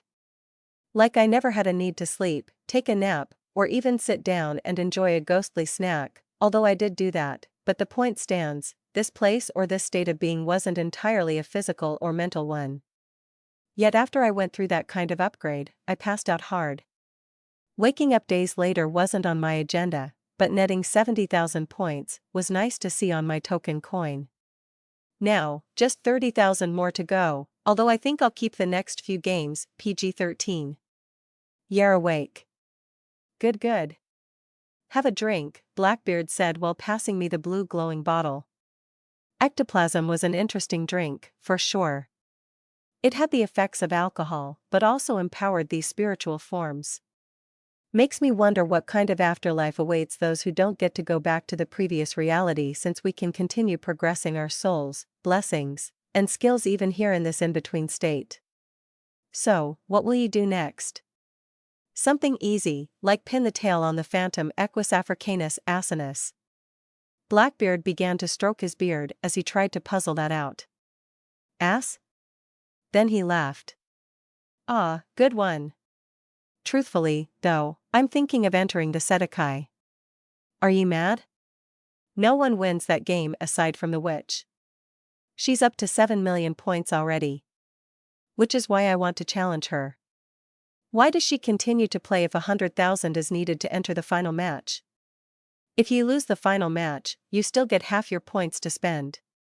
That witch be planning on buying everything from the token shop even if she loses the final match. I believe her goal is 10 million. Right, so I, too, want to buy more than just a wish. I am going to win, and I will take some powerful weapons back with me. Yuri crazier than a necrophile, dressed like a zombie in a graveyard on Halloween carrying a spoon. I shook my head in confusion. What? Blackbeard eyes became distant for a moment, and then he shuddered. Anyways, I'm off to the drinking games again. See ya. As usual, I watched the tile game called Sedakai for a long while. However, I couldn't glean much from the game. 3 people were currently playing, and the rules looked simple. Each player was dealt 2 tiles with numbers on them, and the rest were scattered face down in the middle. Each player takes turns picking up 1 tile and then placing bets. After 3 rounds for a total of 5 tiles, whoever has the highest point value wins. Then, everyone's scores are recorded and added to the next game until the first person gets to 1,000. Only the last place person is deemed the ultimate loser and has to cash out. Although, if you run out of tokens completely, you could also lose instantly as well. The only way I see that advantages could be taken is right before the game starts.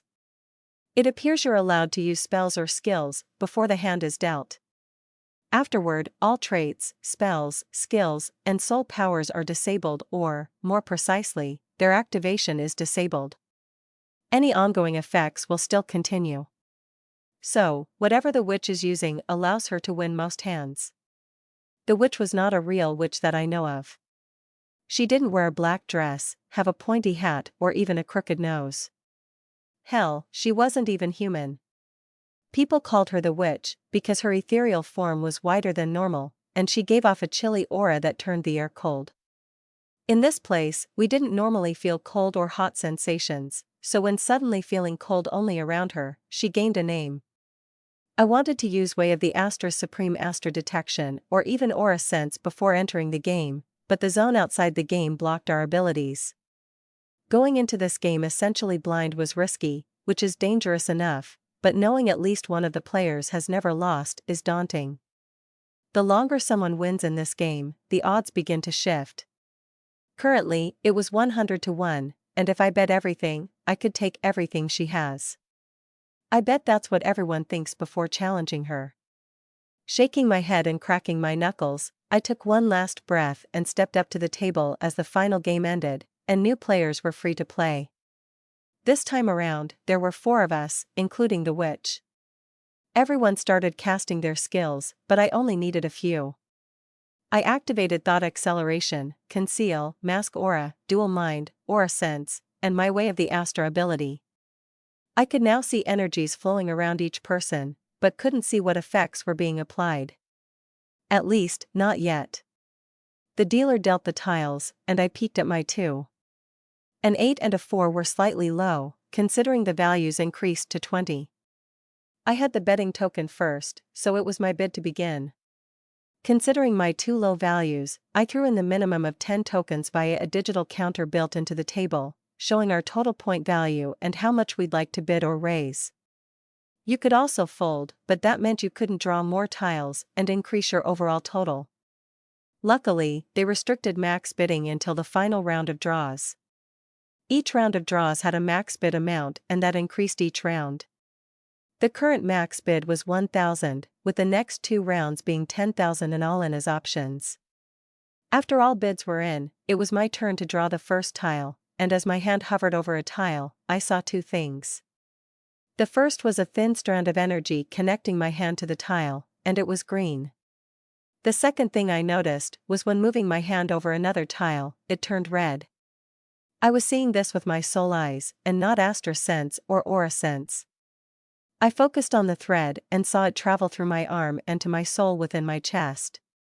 I used very little movement with my eyes, and with dual mind and thought acceleration, I thought things through at blazing speed. I could see the witch looking at my hand and not my face. Did she see the color threads as well? This must be her doing. What does it mean? I went back to the first tile and picked it up. Taking a peek at that one revealed a 17. I pondered the meaning but didn't have enough data yet. I watched the hands of the others and couldn't see any threads from them, but I did notice the witch's eyes followed the other opponent's hands intensely. When it came time for the witch to pick her tile, she didn't even hesitate and picked up one that another opponent had moved his hand over but didn't pick up. And yes, there it was, a slight upturn of her lips as if she was smiling, but she resumed a passive expression so quickly that I wouldn't have noticed it if it wasn't for my skills being activated. Next round, I bid 10 again and then had to toss in another 300 to meet a raise from another player. This time, I passed my hand over several tiles and watched the red and green colors grow brighter or dimmer, which I assumed had to do with the values. Finally, I found a bright red one and chose it. I figured it was a low number and was delighted to see I was right. While gaining a value of 1 was not good for my hand or my overall total, it confirmed 2 things. The first was that I was right, and the second was to confirm I couldn't see her threads or, more precisely, make her think I couldn't see them. Next round, I tried something new. Considering the threads were connected to my soul and considering I had extensive practice at manipulating my soul for attack and defense, thanks to a recent game, I tried to see if I could manipulate the colors. I could swap the colors with some effort by swapping the game's goal within my soul. I could trick my soul and the threads by believing I needed low numbers instead of high. While this would be detrimental to the witch, it was only slightly detrimental. She could still see the truth from the other players. My first goal to winning had to be to force the other 2 players to lose first. However, that would have to come next hand. This current hand wasn't winning anything. And so the hands went, and I would pick strong tiles to ensure I'd at least win over the others aside from the witch, and then I raised their total pots until they lost and exited the game. I only won once against the witch, which wasn't impossible since her first 2 tiles were random. But now that it was just the 2 of us, the real beatdown was beginning. I had to slow play it, though. I couldn't give away what I was doing, and I didn't have to swap every thread color for each tile. I could alter them at will, so she'd still pick some good tiles. I could see her confusion and frustration when she accidentally picked up a bad one. She wasn't sure how it was happening, but she didn't have any other tricks up her sleeve to play differently. When the next hand came around, and she got 2 strong tiles dealt to her, I saw the slight upturned smile again flash for the briefest of moments, and then I let her pick 2 high-value tiles next.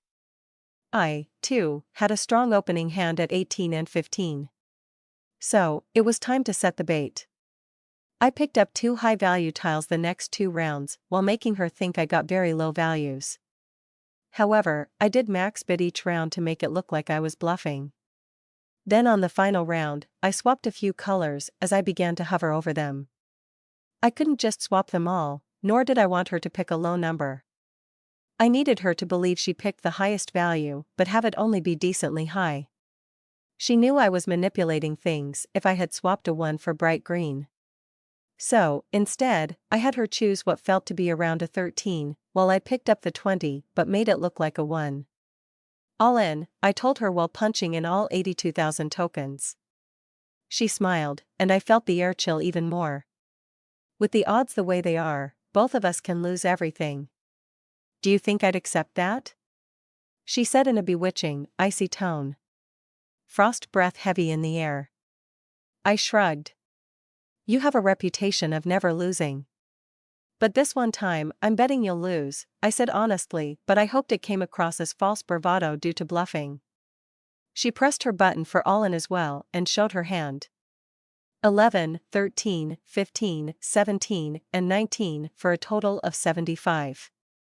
I know you were swapping tile locations somehow, but I caught on. But as you can see, my hand is strong. Bluffing me was your undoing, just like many before you. I revealed my tiles as 10, 14, 16, 18, and 20, for a total of 78. Her eyes bugged out, and she grew beet red. She angrily flipped the table, sending the tiles flying, and was about to unleash a soul attack when she suddenly disappeared and reappeared at the token checkout booth. Who is that guy? I have no idea, but he just beat the witch. Wait, what? The witch was beaten? Move, let me see. Isn't that the guy they said was still on the first layer? I shook my head at the audience that seemed to have gathered to watch the showdown. Instead, I looked down and smiled at my token, which now read 7,282,000 tokens. The dealer snapped her fingers, and the table and tiles reversed mid-flight as if time had been rewound. Then, the door to the table opened for new challengers, but no one wanted to play.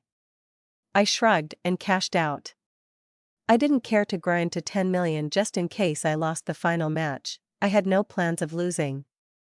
So, with that, I left and went to register for the final match.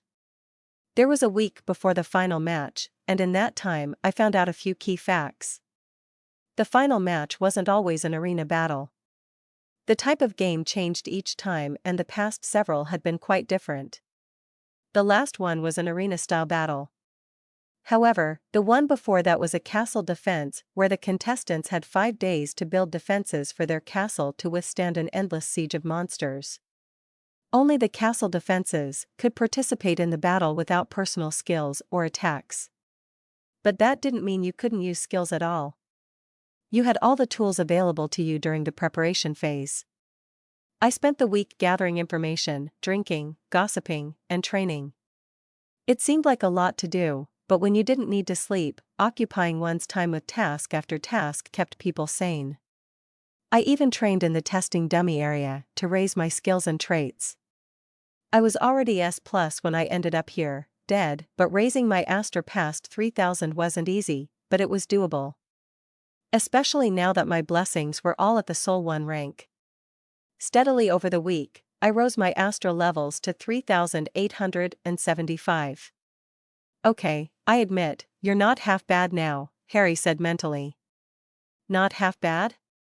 I'm likely the strongest person on the first layer.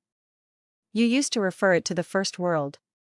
Well, others in the tavern pointed out to me that the first world is flat. All new worlds are flat as well.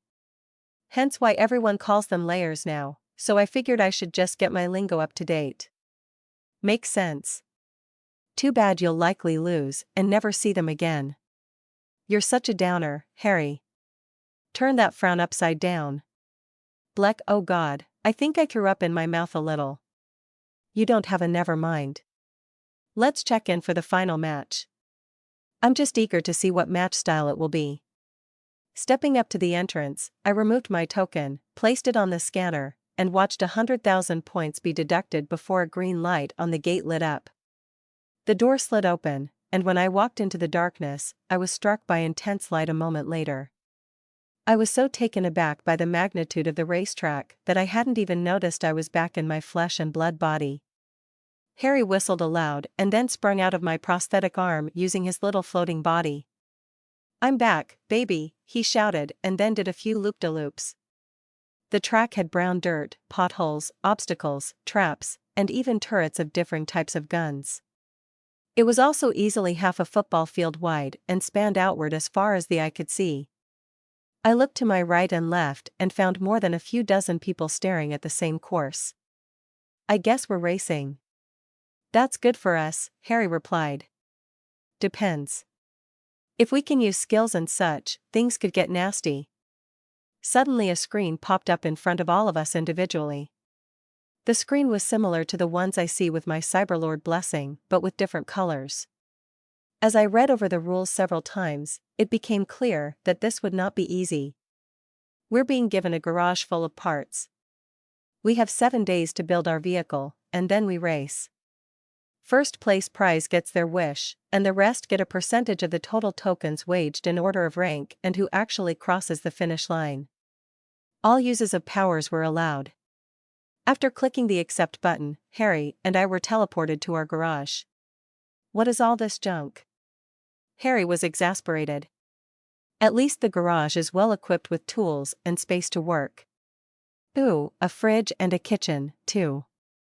Then, I noticed a door that led to a room. And a bed and bathroom. This looks built for a human. Likely all accommodations are tailored to the species that will be using it.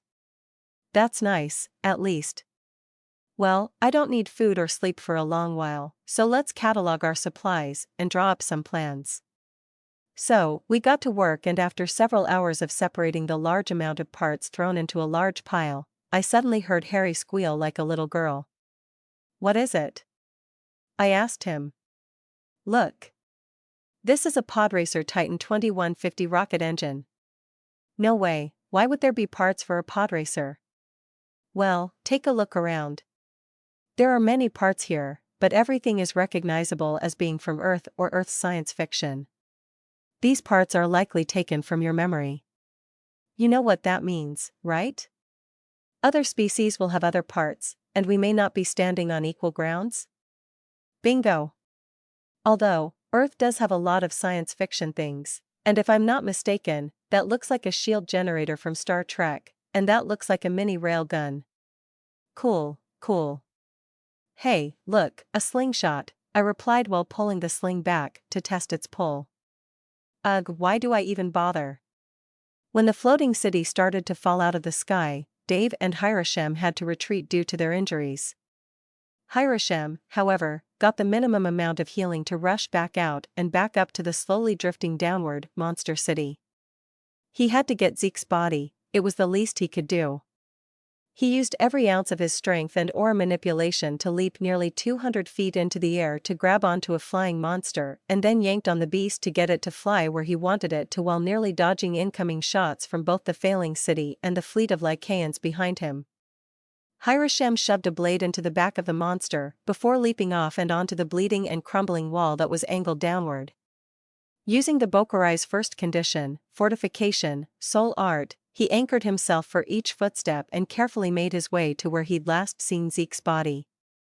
If he hadn't seen it for himself, he would have been frantically searching for where the body might have slid off to, or even wondered if a beast had eaten it, but Zeke's body was there one moment and then gone the next in a flash of light. What the bloody hell? Another explosion beneath them signaled that the final engine struggling to keep the city from falling out of the sky had failed, and then the rate of descent greatly sped up. "Time to get off this thing and hope to clear the destruction radius," Hiroshim said to himself as he took off running before leaping as far as he could off the city's wall. Moments later, the ground met the city in a not-so-friendly way, and a wave of fire, earth, and debris rocketed outward in all directions.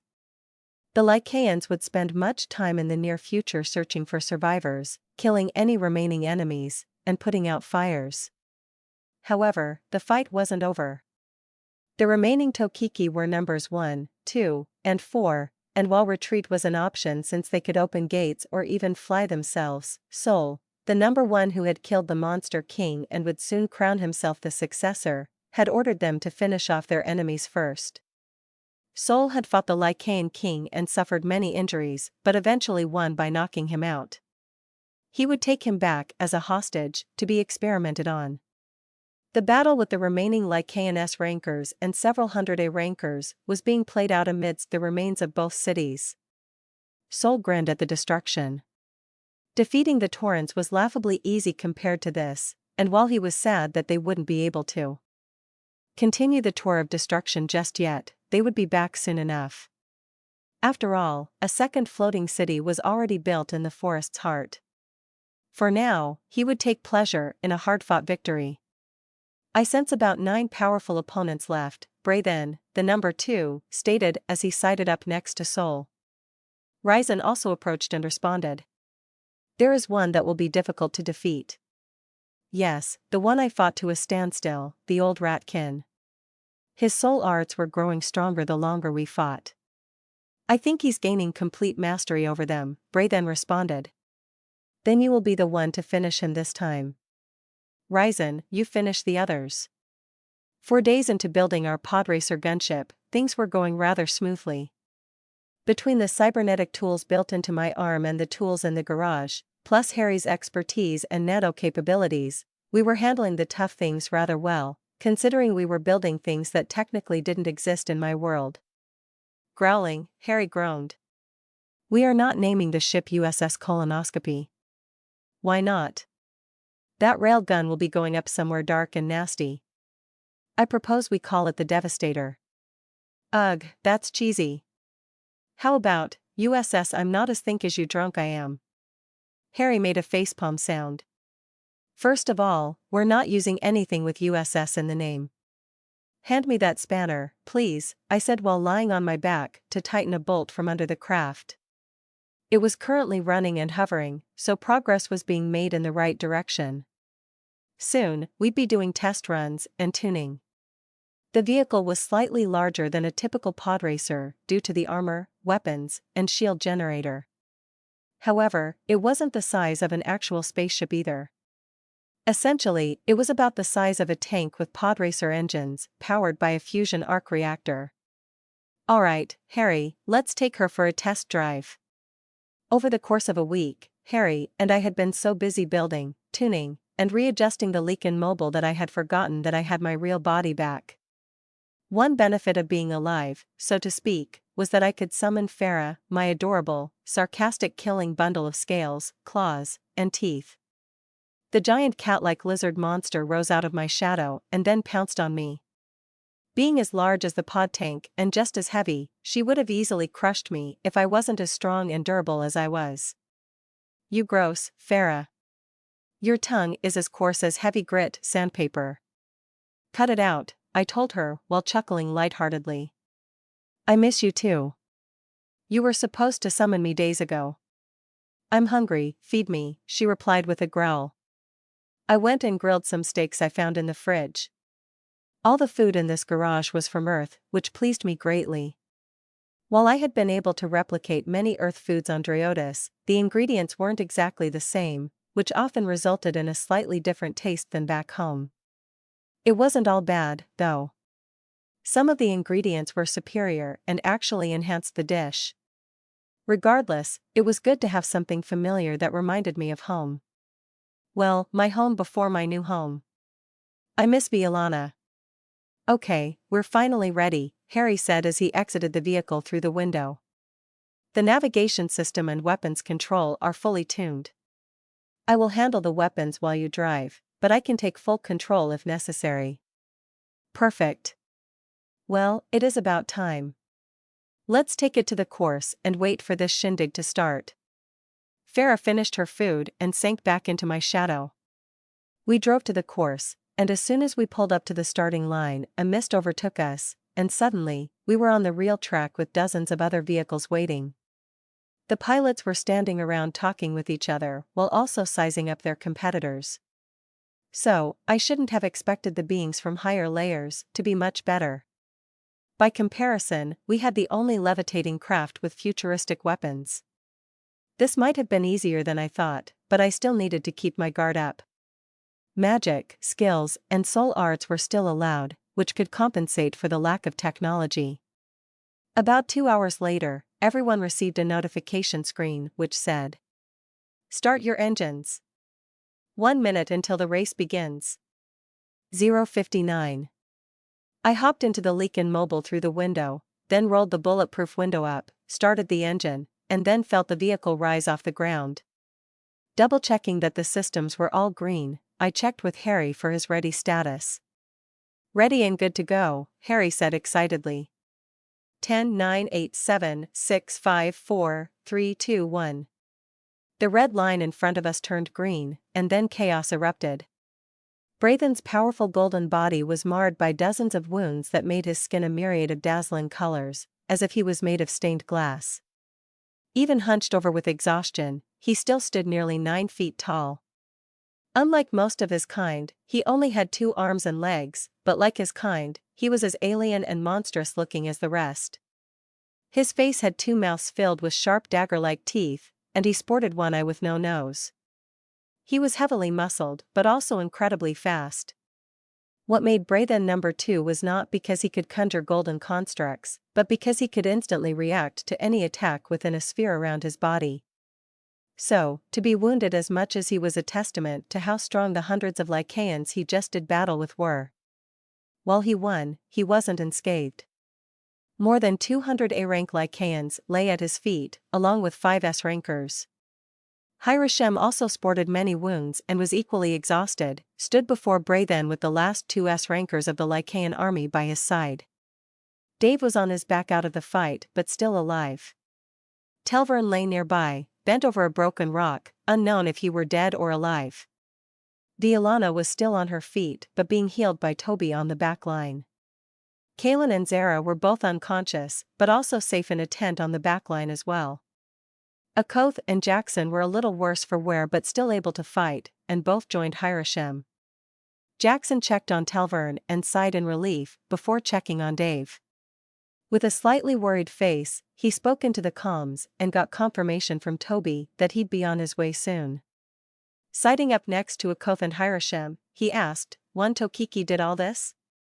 "Yes." The other two just watched, one of the Lycaons answered. "What a monster." "Bray then, do you need a relief?" Sol spoke loud enough for his enemies to hear. "No." The golden beast said as he unleashed an incredible heat. Steam rose off his body even as the ground cracked beneath his feet. All his wounds closed. Then he breathed a frosty breath that cooled the area once more. "I'm good." Then Bray then unleashed his Teskata, his curse, which functioned similarly to blessings, but had a downside. Overdrive was his curse, and while it boosted all attributes and energy by 200%, it would eat away his life until he either cancelled the curse or died. He had about 5 minutes before entering the critical stage. Bray then smiled as his foes all raised their defenses and guards in preparation. Then, before anyone could blink an eye or process his movement, he appeared before the ratkin and obliterated his head with a single punch. The mist spray of blood coated everyone in viscera, leaving horrid and stunned faces behind as he leapt back to his starting position. He could have pressed the attack again right away, but he relished in their fear and despair.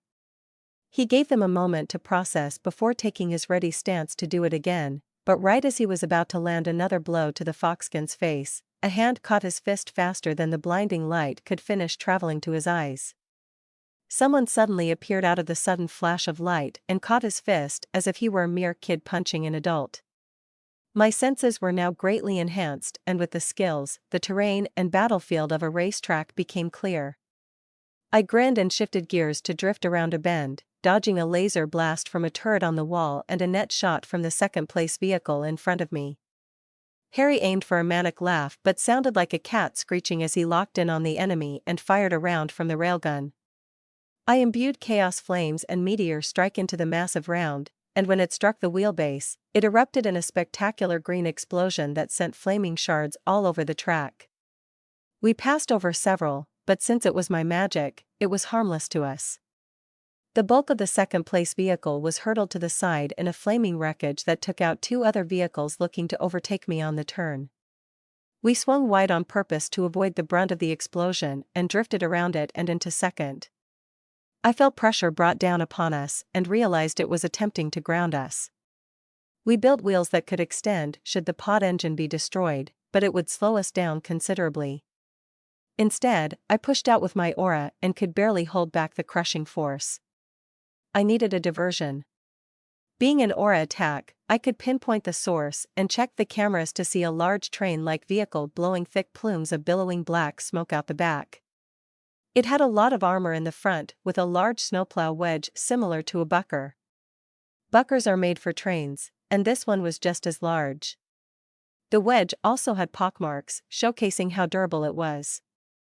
None of our weapons would affect that. Not even trying to set the vehicle on fire as it was fully shielded. I felt another blow to our side as a large tree trunk bounced off our shields, and I realized someone else was launching giant spears at us. As I had imbued my gun's attack with skills, these spears also contained magic. The normally invisible shields lit up with liquid fire that caused the shield to fluctuate, and I could see the integrity start to fail, despite how powerful these shield generators were. Luckily, there was one good way to dispel the effects. I dropped the shields momentarily to allow the effects to fall off behind us, and then raised them quickly before the next attack. I would have to repeat this several times to preserve them. I rolled the window down enough to stick my hand on the rooftop and cupped my hands to create a small shadow. Farah appeared, and with her weight plus the aura pressure I was desperately fighting off, we nearly scrapped the road. I was tempted to extend the wheels just in case. But Farah knew what to do. She leapt off the roof toward the train-like vehicle and landed on top. Her powerful claws sunk in to catch her, and then she got to work. 2 other contestants were behind me and to the side of the train vehicle, currently being attacked by my familiar. They had harpoons sunk into each other and resembled 2 pirate ships locked in cannon fire exchange. One of the vehicles even had sails, which made the image even more laughable. But despite their battle, both were somehow gaining on me, and I really needed that pressure to let up.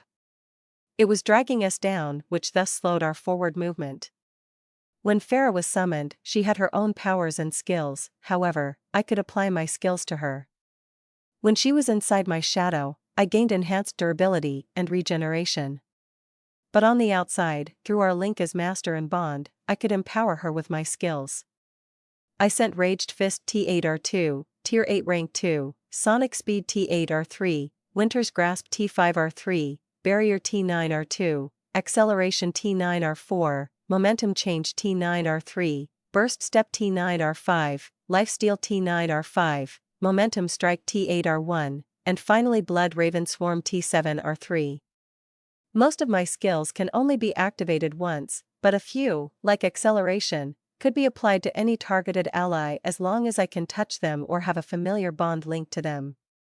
Although, while skills are generally melee range whereas spells are long range, I do have a blood tether skill that can latch to people at range and then channel other skills through the tether.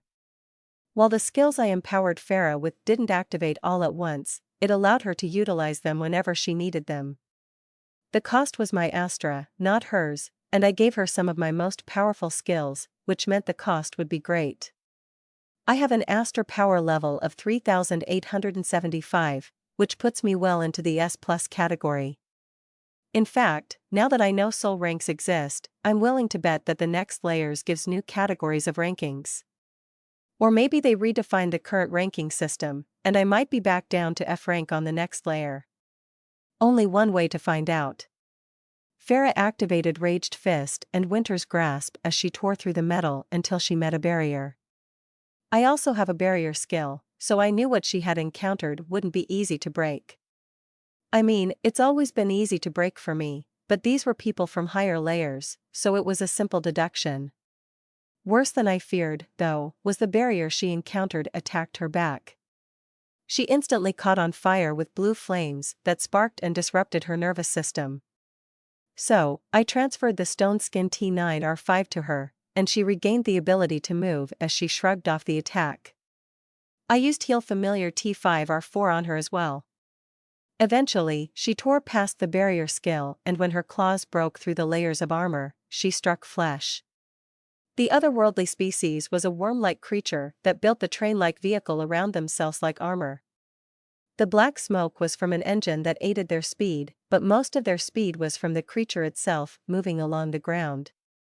Essentially, this wasn't a train engine but a jet pack.